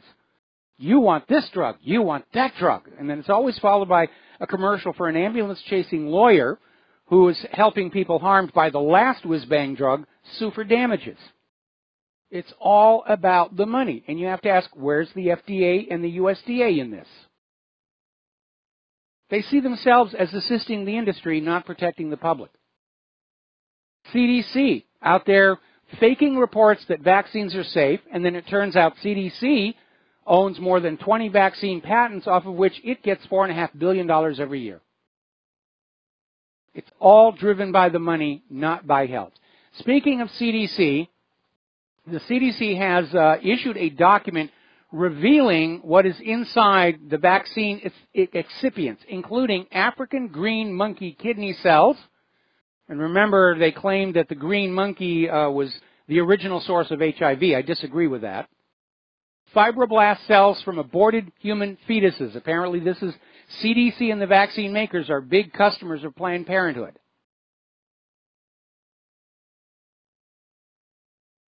Now, if you're being injected with these cells from other animals, from aborted babies, you're going to have an immune response because your body recognizes it as foreign tissue. It's not you. It's not your DNA.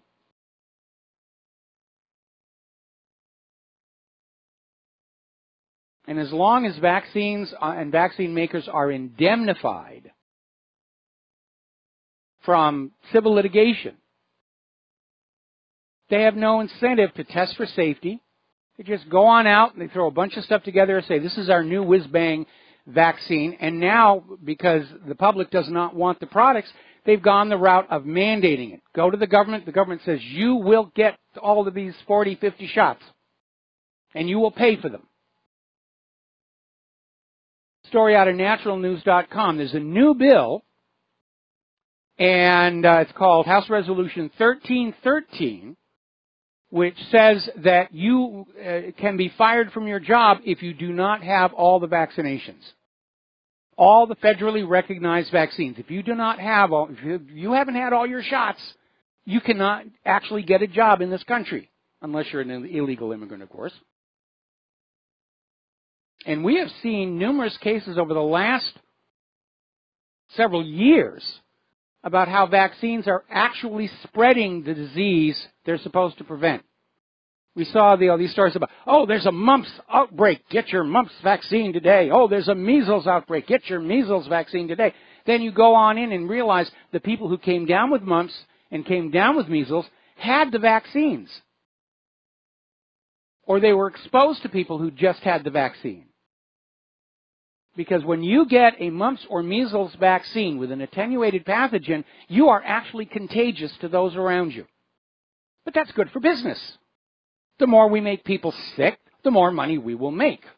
Which leads us to this very alarming article out of Natural News, asking whether the corrupt vaccine industry has the means and motive to stage a massive false flag outbreak to demand nationwide vaccine mandates. Right now they're doing it state by state. They want a national law. You will have your 50, 60 shots. And once they get that, the number of shots is going to go up, and the cost will go up. Same thing we saw when auto insurance was made mandatory. Same thing we saw when health insurance was made mandatory. The prices will go up, and the quality will go down.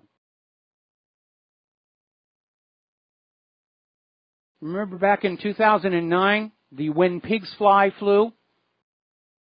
And they were out there saying it was going to be a pandemic. The World Health Organization actually artificially lowered the threshold of the number of infections that had to occur to declare a pandemic.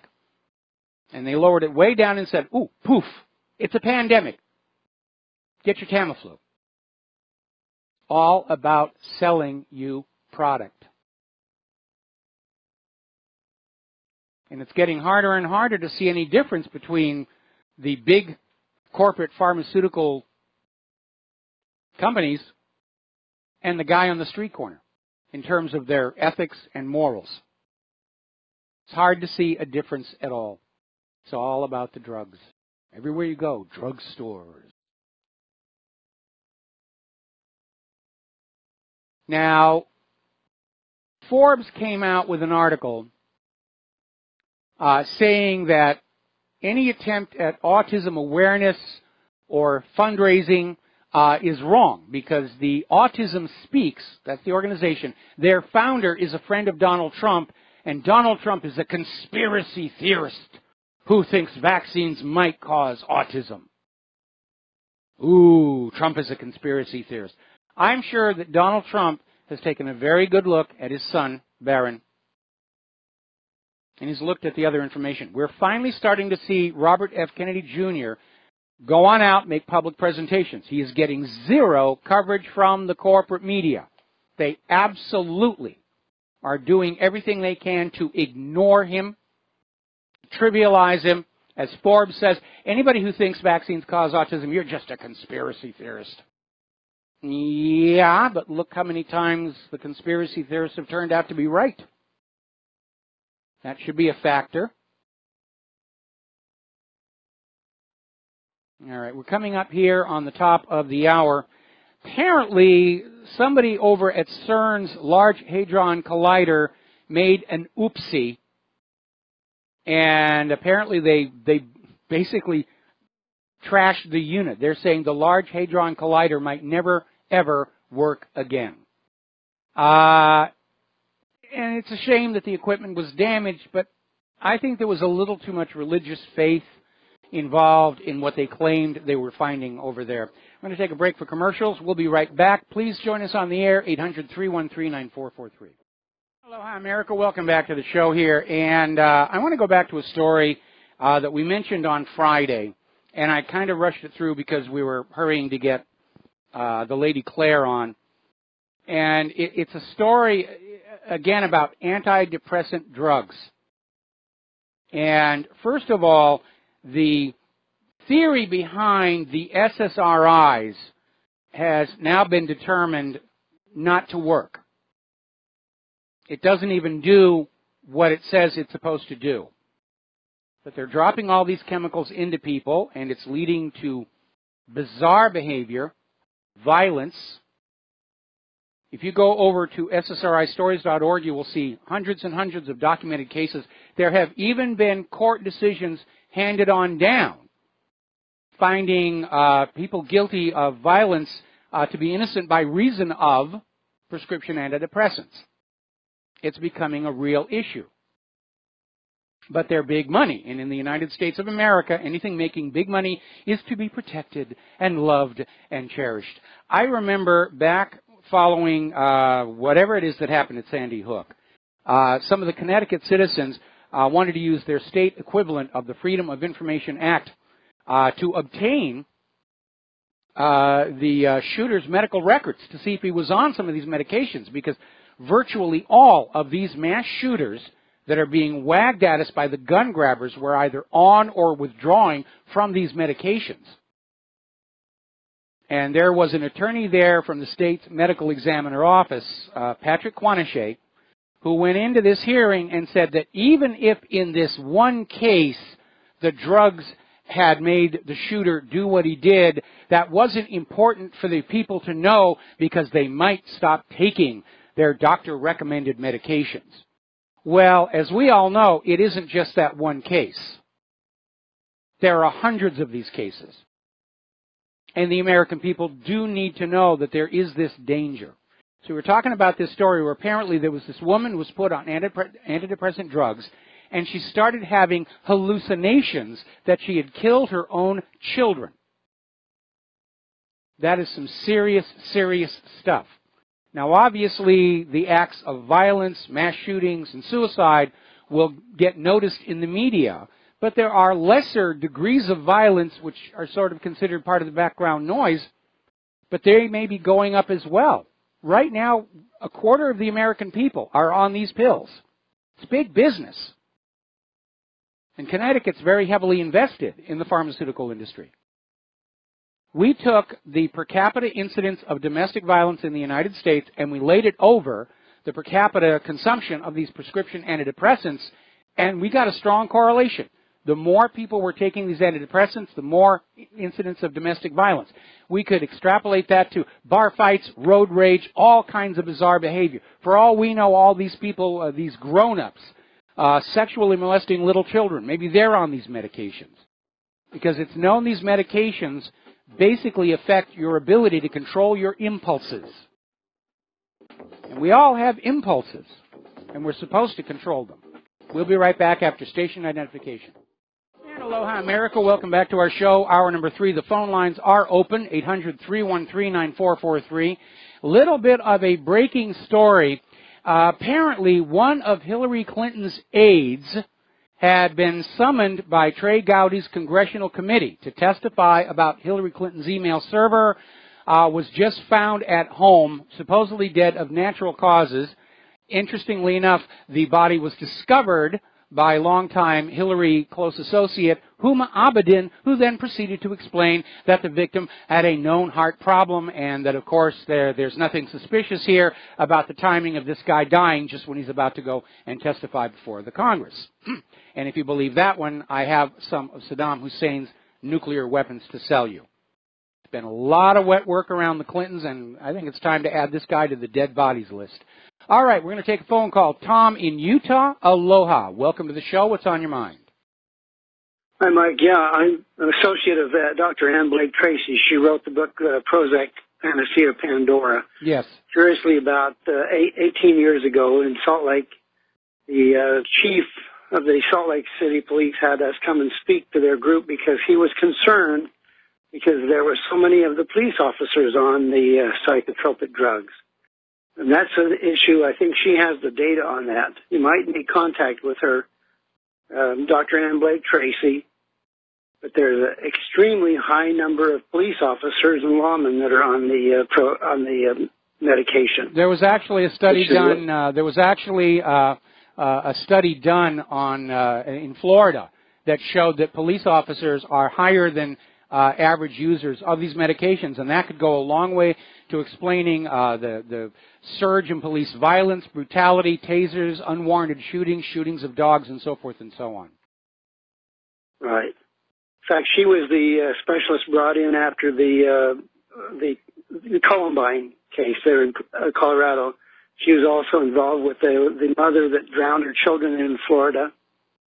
Yeah. Everywhere you turn, there's hard evidence of the impact of these drugs on they're suicide, horrible. their homicide.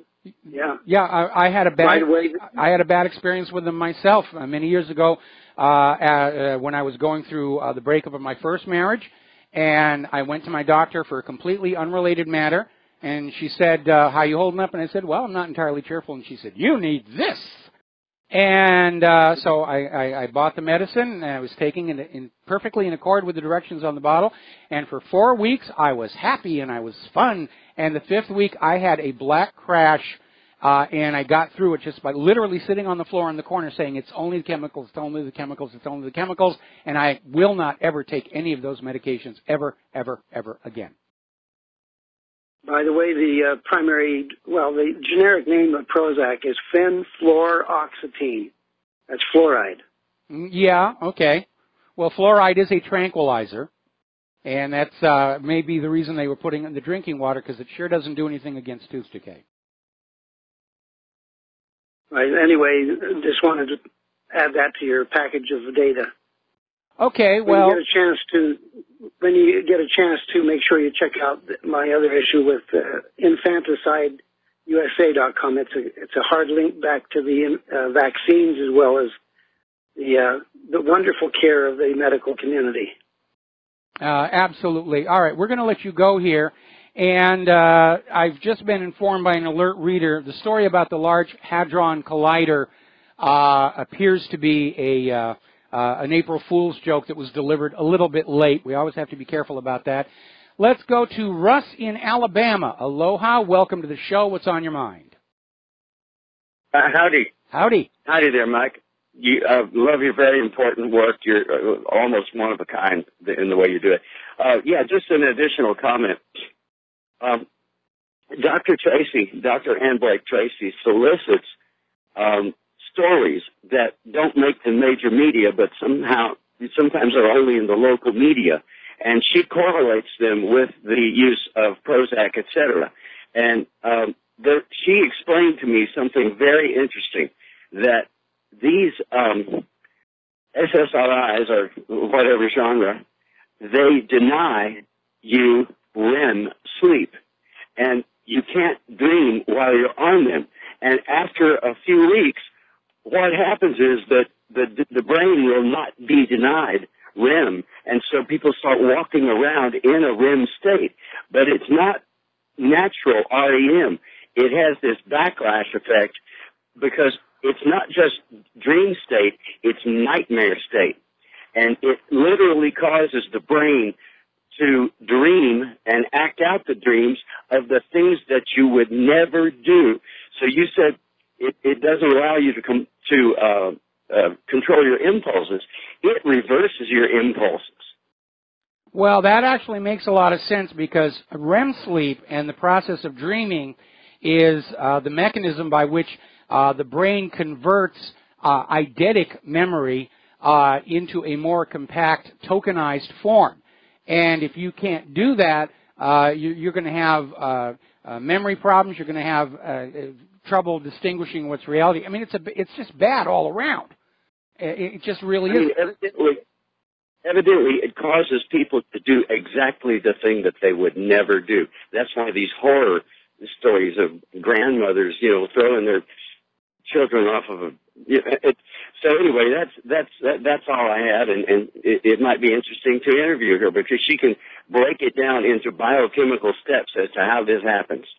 Yeah, I should get her on the show here, because we're living in a society, unfortunately, where the big pharmaceutical companies have become drug cartels, and the government is on their side pushing more product on you. And it's very harmful, and it really is a very dangerous time. And again, when you look at, they're starting to talk about the opiate crisis, where millions of Americans have become addicted to prescription opiate medication. And getting off that stuff is going to be very difficult. There's a whole new industry. We've got the Opiate Addiction Curing Center. And it's all about making money. You create a problem, you sell people something that causes a problem, then you sell them the solution to the problem. It's just money, money, money, money, money, money, money, money. Yeah, and they send the military in there, and what is not ballyhooed is the fact that the pharmaceutical industry itself, with their opiate drugs, is dependent upon that poppy crop. Well, that's, when the Taliban was in charge of Afghanistan, they had eradicated opium poppy growing. It was just gone. And as soon as the U.S. went on in there, the poppies were blooming, and bumper crops and all of that stuff. And again, we have photos of the poppy fields being guarded and protected by coalition troops, and coalition troops, including those with U.S. flags on their shoulder patches, basically handling those bags of raw opium. Right. Okay, are you okay? Right, sounds like a tornado just hit you. It's wind. I gotta go. All right, well, we're going to let you go here. Thank you very much. We're going to do a shout-out to our on-air affiliates. And there is a general problem with all of our current commerce, if you will, where the normal safeguards we all grew up with, FDA, USDA, so forth, don't function anymore. I think a good example of that was the Minerals Management Service, which was supposed to be keeping an eye on the safety of the drilling platforms in the Gulf of Mexico. And in the post-mortem to the Deepwater Horizon disaster, we said the problem was that over time, because of lobbying and, hanging out with the executives from the oil companies, the SEC literally developed a culture of thinking they were there to support the industry instead of watching them. We've seen the same thing over at USDA and FDA, where they just accept the manufacturer's word on whatever they're selling at face value and just go along with it. And they stamp their seal of approval on there. They're not really watchdogs anymore. They're just another marketing gimmick. See, we've got the FDA seal of approval. And some of these chemicals that are out there are totally unknown. See, here's the problem. I call it coevolution. When you have a food or a medical treatment that is derived from a natural source, you're dealing with biochemistry that has co-evolved with our biochemistry for millions of years. But because pharmaceutical companies and even food companies want to have products they can patent in order to gain market exclusivity, they come up with these artificial molecules that our biochemistry has never seen before. And you eat them, drink them, or you have them injected in your body, and they swim through your system to what are called the receptor sites where these molecules will go. And the receptor sites sort of kind of recognize the molecule, but not exactly, and they try and incorporate it. And sometimes it will produce a desired result, but because it's not what the receptor site is actually designed for, it can produce negative results. And we have this current corporate culture of just getting the product to market first, getting it out there for maximum saturation, and they're really not looking thoroughly for counterindications. I mean, we're at the point right now where if you read the package insert on vaccines, it will actually say, can cause autism. And yet, what do we get from the corporate media? Oh, anybody who says vaccines cause autism, you're a conspiracy wacko. And I'll tell you right now, the biggest conspiracy of all is the claim there are no conspiracies. Because all conspiracy means is when two or more people get together with the intention of deceiving a third party, that is legally a conspiracy. When two corporate executives get together to conceal the fact that their chicken patties are actually 50% soy, that's a conspiracy. So yes, there's all kinds of conspiracies. Always have been. That's why there are laws against it. If there's no such thing as conspiracies, why are there laws against them? Now, we also touched on this other story last Friday, but we're going to hit it again. And it's coming out of greenmedinfo.com. Are toxic chemicals turning boys into girls? And what we're talking about is the use of hormones in food production or endocrine disruptors that can actually change your biochemistry. And your gender, for example, is supposed to be controlled by your DNA. But if the chemical message from the DNA through the RNA to the protein manufacturing portion of your cells, if it's interfered with by other chemicals, the messages get messed up. And it really is a very dangerous situation. And according to this article, this genetic damage, developmental genetic damage from chemical exposure can become hereditary. In other words, you eat something that damages your genes, even your ability to reproduce, and it passes on. Meaning that your descendants will have a higher incidence of birth defects, if not sterility. But it makes money, and that's all that matters, right? In the United States of America, it makes money, and money's a good thing. Yes, money's a good thing, but there has to be a balance.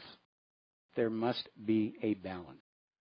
Alrighty, apparently over in Japan, a Japanese court has found the government of Japan guilty of negligence in the meltdown of the Fukushima Daiichi nuclear power plant, And the Japanese government is being ordered to pay tens of millions of dollars in compensation to victims. Unfortunately, there are so many victims, it's not going to be that much money when it gets down to that individual level. But we know how Fukushima was just horribly mismanaged. There were shortcuts in the safety systems for the sake of maximizing profits. All of those power stations had shortcuts, except for the one at Onagawa. The chief engineer building that power station waged a one-man war, saying we are going to have the emergency generators on towers. We're going to have the tsunami wall higher than the historical maximum tsunami. And that was the only power station that didn't get damaged. All the others, they'd cut back. Oh, we don't need the wall. It's so high. We don't need towers. We'll be fine. I think all of these technologies can be made to work, whether it's nuclear power, deep drilling into oil and shale. I think they can all be made to work. What you cannot have is the safety decisions made by the money junkies, because they're always going to err on the side of maximizing profits. We don't need a safety system over here. This thing's never going to blow up while I'm still in office. If I pay for emergency generators, then I don't get a bonus that lets me buy a Porsche or some such nonsense. But they have created a mess over there, and Japan is now trying to make it look like it's no big deal, the same as Ukraine is doing around Chernobyl. Yes, come on back. You can live in the homes. We're going to sell the agricultural produce from the area. Everything's all hunky-dory. And it won't be. They're just taking the damage and spreading it out so much that nobody can actually say, here's a problem, there's a problem. No, it's everywhere. It's like all the radiation from those Pacific tests, the nuclear tests, Operation Crossroads. If you have the necessary equipment, you can still, to this very day, take air samples and identify isotopes coming from those 1950s nuclear tests. It takes that long to go away. And as if that wasn't bad enough, we have this problem with the use of depleted uranium munitions.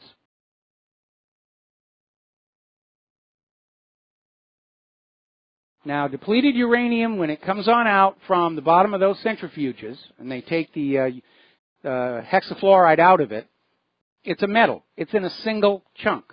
You can handle it, you can deal with it, you can bury it. When you cast it into shells and you use it against a target, they vaporize, and now the depleted uranium is not in a single chunk. It's in fine particulates that scatter before the wind. And a lot of people in Iraq who were exposed to the depleted uranium munitions actually said when the wind was blowing, they would get this very strong metallic taste in their mouth. Our returning veterans from these wars using depleted uranium munitions are suffering a much higher than normal incidence of severe birth defects in their children. What a terrible, terrible price to pay. Now then, let's talk about human-caused global warming. Over in Concord, the cold weather homeless shelter has shut down for the season, and the homeless people in there walked on out into a cold, wet April snow.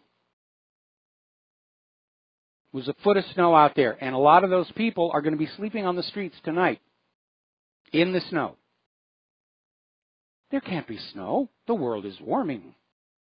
Vladimir Putin is out there saying man-made climate change is a hoax, and he's absolutely right. Putin is saying that this is perpetrated by Western governments and corporations to make a profit. And yes, that is exactly what's going on. When Al Gore ended that 2009 election debacle, not 2009, 2000, Florida 2000, he was dead broke. And then he went on this human-caused global warming, and he was buying and selling carbon credits, and he's very, very rich today. Bought a new home out in California on the beach. So much for the ocean levels are rising. And he's got this new movie out, an inconvenient sequel. And one of the reasons we're seeing this pounding all over the media about, oh, 2016 was the hottest year on record and the world is melting and ignore the snow, it's just horrible. they're trying to drive an audience to see his sequel, and I don't think anybody's going to see it because the first one's already been just totally torn apart. There was actually a court decision in Great Britain saying that before an inconvenient truth can be shown in British schools, the teachers have to read a list of all the known falsehoods in it. I don't expect Al Gore's sequel to be any more accurate than the first version. Of course, sequels never live up to the first version of anything. We'll be right back. Hello, hi, America. Welcome back to the show. We're talking about human-caused global warming. Al Gore's trying to come out with another sequel, still trying to beat that dead horse. Meanwhile, over this last weekend, a lot of snow. Snow to southern Utah, snow over northern New England. This is April, when the snow is supposed to be gone here. And apparently heavy snows have delayed the opening of the North Cascades Highway. Normally it's open this time of year. They're saying the road may not be cleared until early June. Now, there's a little bit of good news about that, because the snowpack is much thicker than average, and that means a lot of areas that have been dealing with drought, they can relax for the coming year. It's going to be a lot of water, hopefully not all flooding, but coming down out of those mountains. And apparently, up in Syracuse, the ski resorts in the Adirondacks are still open, and the skiers are happy about that. They're saying it feels like it's February there instead of the end of March. So, now, Judicial Watch has stepped into this debate. And as you know, for the last 8 years, we were getting, under Barack Obama and Al Gore and the rest of it, global warming. We've got to do this for global warming. And it led to all of these taxpayer-funded boondoggles like Solyndra and the high cost of green fuel, that ethanol experiment, which was a disaster. $150 per gallon for green military fuels, $150 per gallon. And Judicial Watch has filed a Freedom of Information Act lawsuit seeking communications between the National Oceanic and Atmospheric Administration scientist Thomas Carl. And remember, they have been exposed for rigging the data in their statements about temperature. And White House Office of Science and Technology Policy Director John Holdren. And Judicial Watch had to file the lawsuit because NOAA refused an earlier Freedom of Information Act request. Now, if you understand the rules about Freedom of Information Act, there are only certain exceptions to it. Personal information being revealed, or military secrets. Now, when you're talking about the weather, neither of those come in, but NOAA just ignored it, saying it's none of your business how we were colluding with the White House to push this agenda. So they filed a lawsuit. That's moving forward. Apparently over in Egypt, they've had a major archaeological find. They have found an untouched tomb of a 3,800-year-old Egyptian nobleman. They've sort of exhausted the kings and queens, and now they're going over to this other area where the lesser nobility were being entombed, and they're finding there's all kinds of stuff over there. And apparently over the centuries, the tomb robbers were all focused on the kings and queens, and apparently they're starting to realize that some of these lesser nobles' tombs are still intact. And obviously that's going to provide a huge amount of archaeological material, and that's going to be kind of fun. Now, over at NASA, they are getting the James Webb Telescope ready for its 2018 launch. And apparently, a few months ago, they had a little bit of a problem involving what's called the shake test. And that is anything that's going to go up on a rocket has to be put on a test bed, which simulates the intense vibration and noise of being launched into space. And apparently, the James Webb Telescope didn't really do very well on its last one. So they had to go back in and tighten some stuff and change some specs. This time it has definitely passed its test, so it's on track to go on up there and replace the Hubble. And it looks to be an amazing, amazing instrument here. Now then, getting on back to Chicago, somebody just sent me this story. We've been talking about how Chicago is the poster child for the gun grabbers. They have the strictest gun laws in the nation, and to nobody's surprise, the highest per capita crime and murder rate of just about anywhere in the United States, with the possible exception of Washington, D.C. They're now at the point where it's being recommended parents buy bulletproof vests for their children on the south and west sides of Chicago. Remember, it was only a few months ago when they were trying to pass a law to make it illegal for ordinary Americans to own bulletproof vests. And now they're out there saying, well, you're going to have to get one for your children. We'll be right back. And aloha, America. Welcome back to the show. And I just need to get something taken care of here. We're dealing with all kinds of different stuff going on. All right, now then, getting on back here. Our phone lines are open, 800-313-9443. And there's a lot of stuff still coming in now. To get on back to that terrorist attack in St. Petersburg, Russia, they had put out a photo of a suspect. They now know that suspect is actually innocent. He saw himself on TV, turned himself in, said it wasn't me, it was somebody else. Now they're saying they're looking for 2 other suspects and trying to find where they came from. Somebody else sent me an article here basically quoting a big pharma CEO. We're in business of shareholder profit, not helping the sick. And somebody else sent in a story about this one family that has made $14 billion off of OxyContin. So it's all driven by the money. It's all driven by the money. All righty, let's see. Apparently, Britain has sparked off a bit of an upset regarding Gibraltar, because following the Brexit, Britain is saying they will still take care of Gibraltar. Now, obviously, that is an annoyance to Spain, who thinks it really should be under their control. But Britain has always maintained control of Gibraltar because of its strategic importance. It overlooks the entryway to the Mediterranean.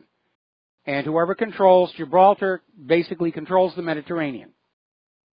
And Spain is thinking, well, Britain, when it joined the EU, basically surrendered its imperial authority. So they're starting to get a little war of words going over there. And Spain is sort of good-heartedly, if you will, chiding Britain over Britain's stated willingness to go to war to protect their control over Gibraltar. Now, in this day and age of guided missiles, I think the idea of garrisoning Gibraltar, putting artillery on there, is a little outdated. They don't need to have military fortifications on Gibraltar, just have it under surveillance. And that will solve everything. Apparently, there's been demonstrations ahead of the Trump-Sisi meeting, and protesters at the U.S. Capitol. And they're basically urging Trump to basically quiz El-Sisi on Egypt's human rights records, which is deplorable. All right, we're going to take a phone call. Nick in Southern California. Aloha. Welcome to the show. What's on your mind? Aloha. Nui, Mike. Aloha. Hey, so I called to talk about government basically monitoring our bank transactions, but before I talk about that, I sent you that email on that F-35 simulator, and I was able to verify that it was accurate. The reason that I know it's accurate is because when you're done from the aircraft carrier version, our chiropractor is ready to look at your whiplash. I was not actually able to find the F-35 page you sent. I clicked the link and it went somewhere else. I, of course, have Flight Simulator X. It's the only computer game I have. And I have an F-35 in that. And frankly, having flown simulations of other aircraft like the F-15, F-16, and so forth, it just feels clunky, even in the Flight Simulator X.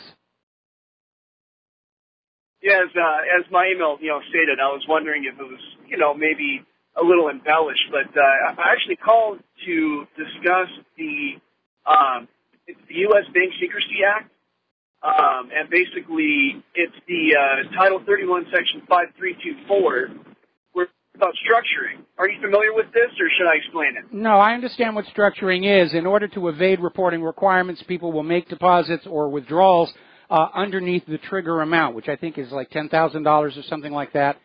And but if they detect that you're structuring, you can be prosecuted for that because, in their eyes, it evinces a design to evade surveillance, and apparently any attempt to evade surveillance and protect your privacy is now criminalized in the United States.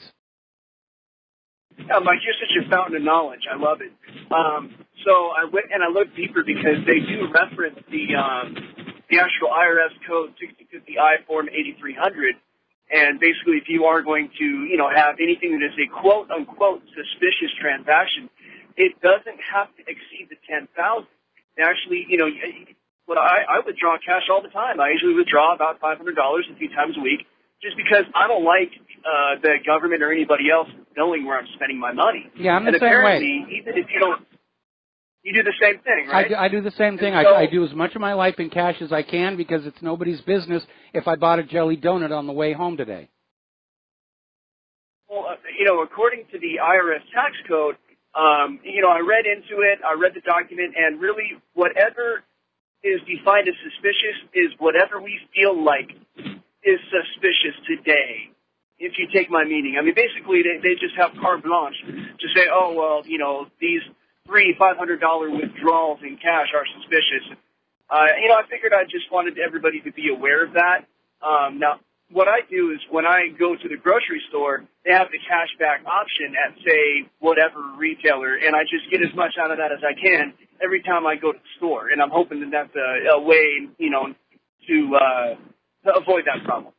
Well, I think, unfortunately, because you're using your supermarket discount card at the same time, that your cashback is probably being recorded at that point as well. But, everybody's concerned about the surveillance, and we should be, because we do have a right to privacy enshrined in that Fourth Amendment. One of the articles posted by a member, it's coming from Patriot Rising. The transformation of our nation into a complete surveillance state is almost in place. You're known, your vehicle is known, your daily itinerary, it's all being recorded.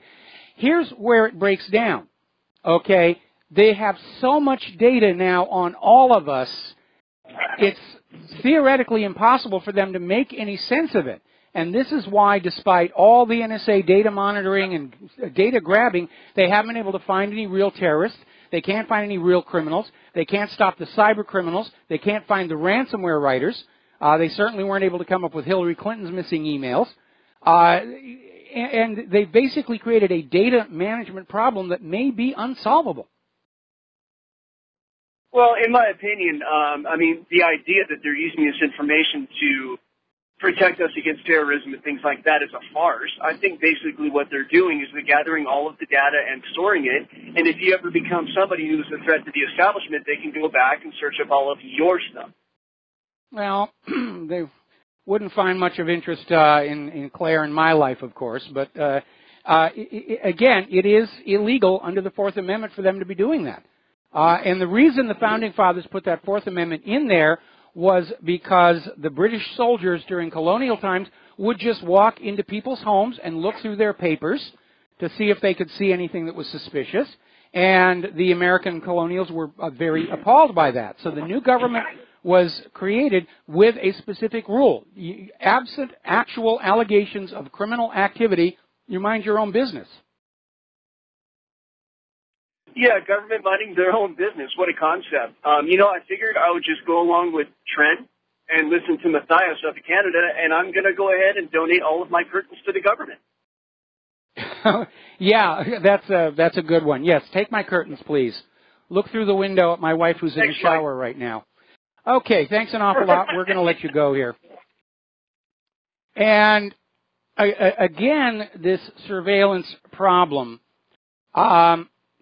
it may be another classic case of a government program like the F-35 that sounded good when they started it, but looking at the sheer volume of information that they are collecting on a daily basis, getting it cataloged and organized into something that's really useful, I think they've got a big problem. I don't think they can actually make any sense out of that data. There's simply too much of it. It may just be a giant bluff. The Nazis did that to the German people. They deliberately crafted this public image of the Gestapo. They saw everything. They heard everything. They could virtually read your mind. You were helpless before them. And it was a total bluff. The Gestapo had nowhere near enough resources to be watching all the German people all the time. But the German people fell for it, and they stayed silent, and they lost their country. And I know the revelations coming out of WikiLeaks, and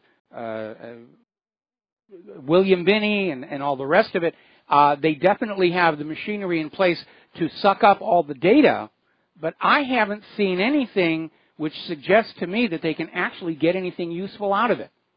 It may be just as much a bluff as the Nazis did, deliberately putting out this thing. We see everything that you do, we hear everything that you do, to try and scare us into silence. So far, it's not working.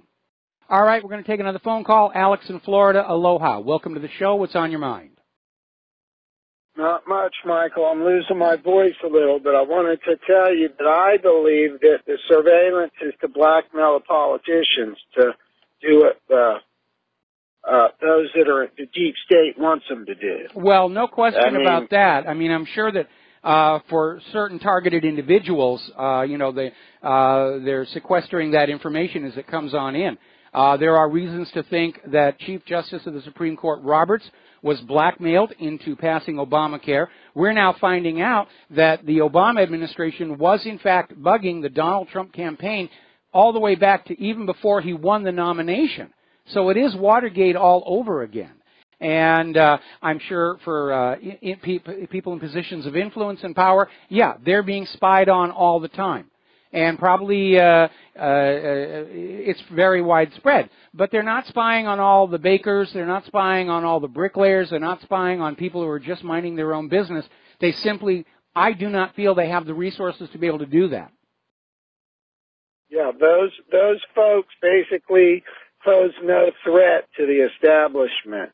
I think they're only spying on people that could maybe become politicians and get in office and actually try to make a difference and change the system. Those are the people that they're spying on to make sure that they don't change the system. And I'm kind of concerned about all this surveillance stuff, like nothing's going to happen to Obama's administration for their illegal surveillance of Trump. I mean, it looks to me like so. It's going to be another Hillary Clinton sort of thing. She broke the law numerous times. Doesn't matter. It does look like that. We have a government that's held together with blackmail and corruption. One of the things about the NSA surveillance, and apparently the CIA is running their own parallel system at huge expense, is the fact that other governments are getting unfiltered access to all this data. We know that Israel is, probably GCHQ. If you go all the way back to the original echelon system in the 1980s, they were just trading the data back and forth without any restrictions because they understood they were subverting their laws anyway, so there was no restriction on any of it. So in other words, let's say that they don't investigate or prosecute known felons who secretly spied on our president and his campaign and his transition team. If we're not going to prosecute that, what does that make us? I mean, really? It makes us a corrupt society where we have two classes of people, those who are constrained by the law and those who are above the law, and that is not what America is supposed to be. I mean, that's what we are right now. The fact that Hillary Clinton could store classified information and data on her own email server and have government email redirected to that server and have her acknowledge that she knows Saudi Arabia and Qatar are funding ISIL and it doesn't matter? Yeah, it's pretty ugly. But again, the Clintons and the Bushes go all the way back to that CIA gun and drug running operation out of Arkansas in the 1980s. They are in a position to blackmail almost the entire government with this. Because all it's going to take is somebody like Bill or Hillary or George Bush to stand up and say, yeah, we've been selling illegal drugs to your kids and making a ton of money out of it, and that would trigger a revolution. Right now, the government is desperate to hang on to its illusion of legitimacy, well, they're not even concerned about legality anymore. They've abandoned the trying to appear that they're complying with the Constitution. They openly are in defiance of the Constitution right now. And again, to me, it just feels like we're headed for a Soviet Union-style collapse. Yeah, I'm not going to. I don't want to touch the entire Rachel Maddow show from April 1st. Mm-hmm. And it is unbelievable how they are accusing Russia because Hillary Clinton lost. That should be a crime. I will tell you, it was great to see her confess that they're not, basically the investigation is crumbling and there's no hope for its existence anymore. But it was disgusting the way they're continuing to blame Russia with no evidence. That should be a crime. Well, the part that really alarms me about what's coming out of CNN is they're once again back trying to involve the independent media in all of this, and CNN is out there pushing this idea that Donald Trump was colluding with Russian officials in order to spread damaging information about Hillary Clinton through social media. And so they're trying to basically line up all their enemies in a row to try and deal with. But again, nobody ever came back and said that that Hillary didn't do these things. The attitude was you're not allowed to talk about her past corrupt actions during a presidential campaign, and you're obviously an enemy and a Russian stooge if you remind people about things like Cattlegate and Travelgate and Chinagate and the rest of it. Yeah, those kind of crybaby rants remind me of the little fairy tale story of sticks and stones may hurt my bones, but words will never hurt me. If it's not true, she should have nothing to worry about. Well, you know, isn't that interesting where they're justifying the loss of our constitutional right to privacy, saying if you've got nothing to hide, you shouldn't be concerned about the invasions of your privacy, and yet when you go after these government officials and say, what have you been doing in my name with my money? And they say, oh, no, national security. You're not allowed to peek at what we're doing. Just go away. Yeah, I think that Trump was a recipient of more character assassination than Hillary Clinton ever dreamed of receiving. Oh, yeah, it was anything. It was very, and you know, I think that actually worked to his advantage, because people understood he was the underdog and the outsider, and that's why they voted for him. Okay, Alex, need to let you go. Going to take a break for commercials. Back with the last segment after these few words.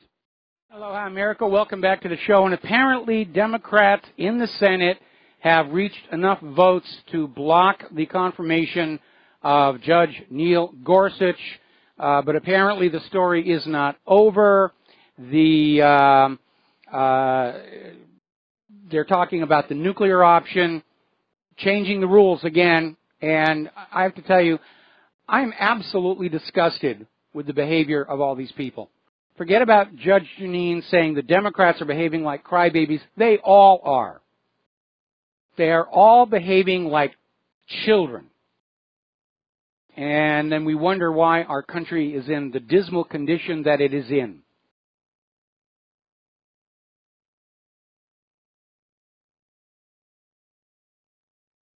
We're seeing the swamp, basically. And I'd like to see Trump or somebody clean it out. But it's a self-perpetuating swamp. The things that live in swamps are quite comfortable there. They don't want it to go away. And we're seeing a government that is so badly factionalized, it can't function. You've got Trump trying to do what he wanted to do. You've got the CIA doing what it wants to do, the NSA doing what it wants to do. We have 17 intelligence agencies in this country. Isn't one enough? Got the Federal Reserve doing what they want to do. It's falling apart. I can feel it. It's falling apart. We're going to see a Soviet Union-style collapse of the U.S. government. It's only a matter of time. Either that, or they're going to kick off a real hot nuclear World War III, and then nobody's going to have a government after that. One of the reasons Claire and I are trying to get back to the mainland this year, and we may have to resort to a GoFundMe to do that, is because right now we have a lovely place that overlooks Pearl Harbor, which means it overlooks a first strike nuclear target if somebody actually does haul off and start flinging bombs. And right now I'm very concerned there may even be a false flag nuclear attack, because crashing planes into buildings, been there, done that, didn't buy the T-shirt. All this talk about this supposed defector interviewed by NBC saying that Kim Jong-un is going to carry out an unprovoked first nuclear strike someplace in America, and of course he can only reach Alaska and Hawaii. It almost sounds to me like they're on the verge of using a false flag nuclear bomb to get the wars going. They are desperate. You can see in their behavior how desperate these various factions are to keep going the way they've been going. They understand they're running out of time. The people of the world are waking up. We're seeing populism on the rise, nationalism on the rise. People want their freedoms back, because we did not get greater safety by giving up our freedoms. You never do. There's music. Time for me to get out of here and do Jim Goddard's show. We'll be back tomorrow here on the Republic Broadcasting Networks. Until then, share everything you learn here with everybody that you know. We have to shout down the prostitutes and the correspondents of the corporate media to get the truth out. Talk to you tomorrow. Aloha, America.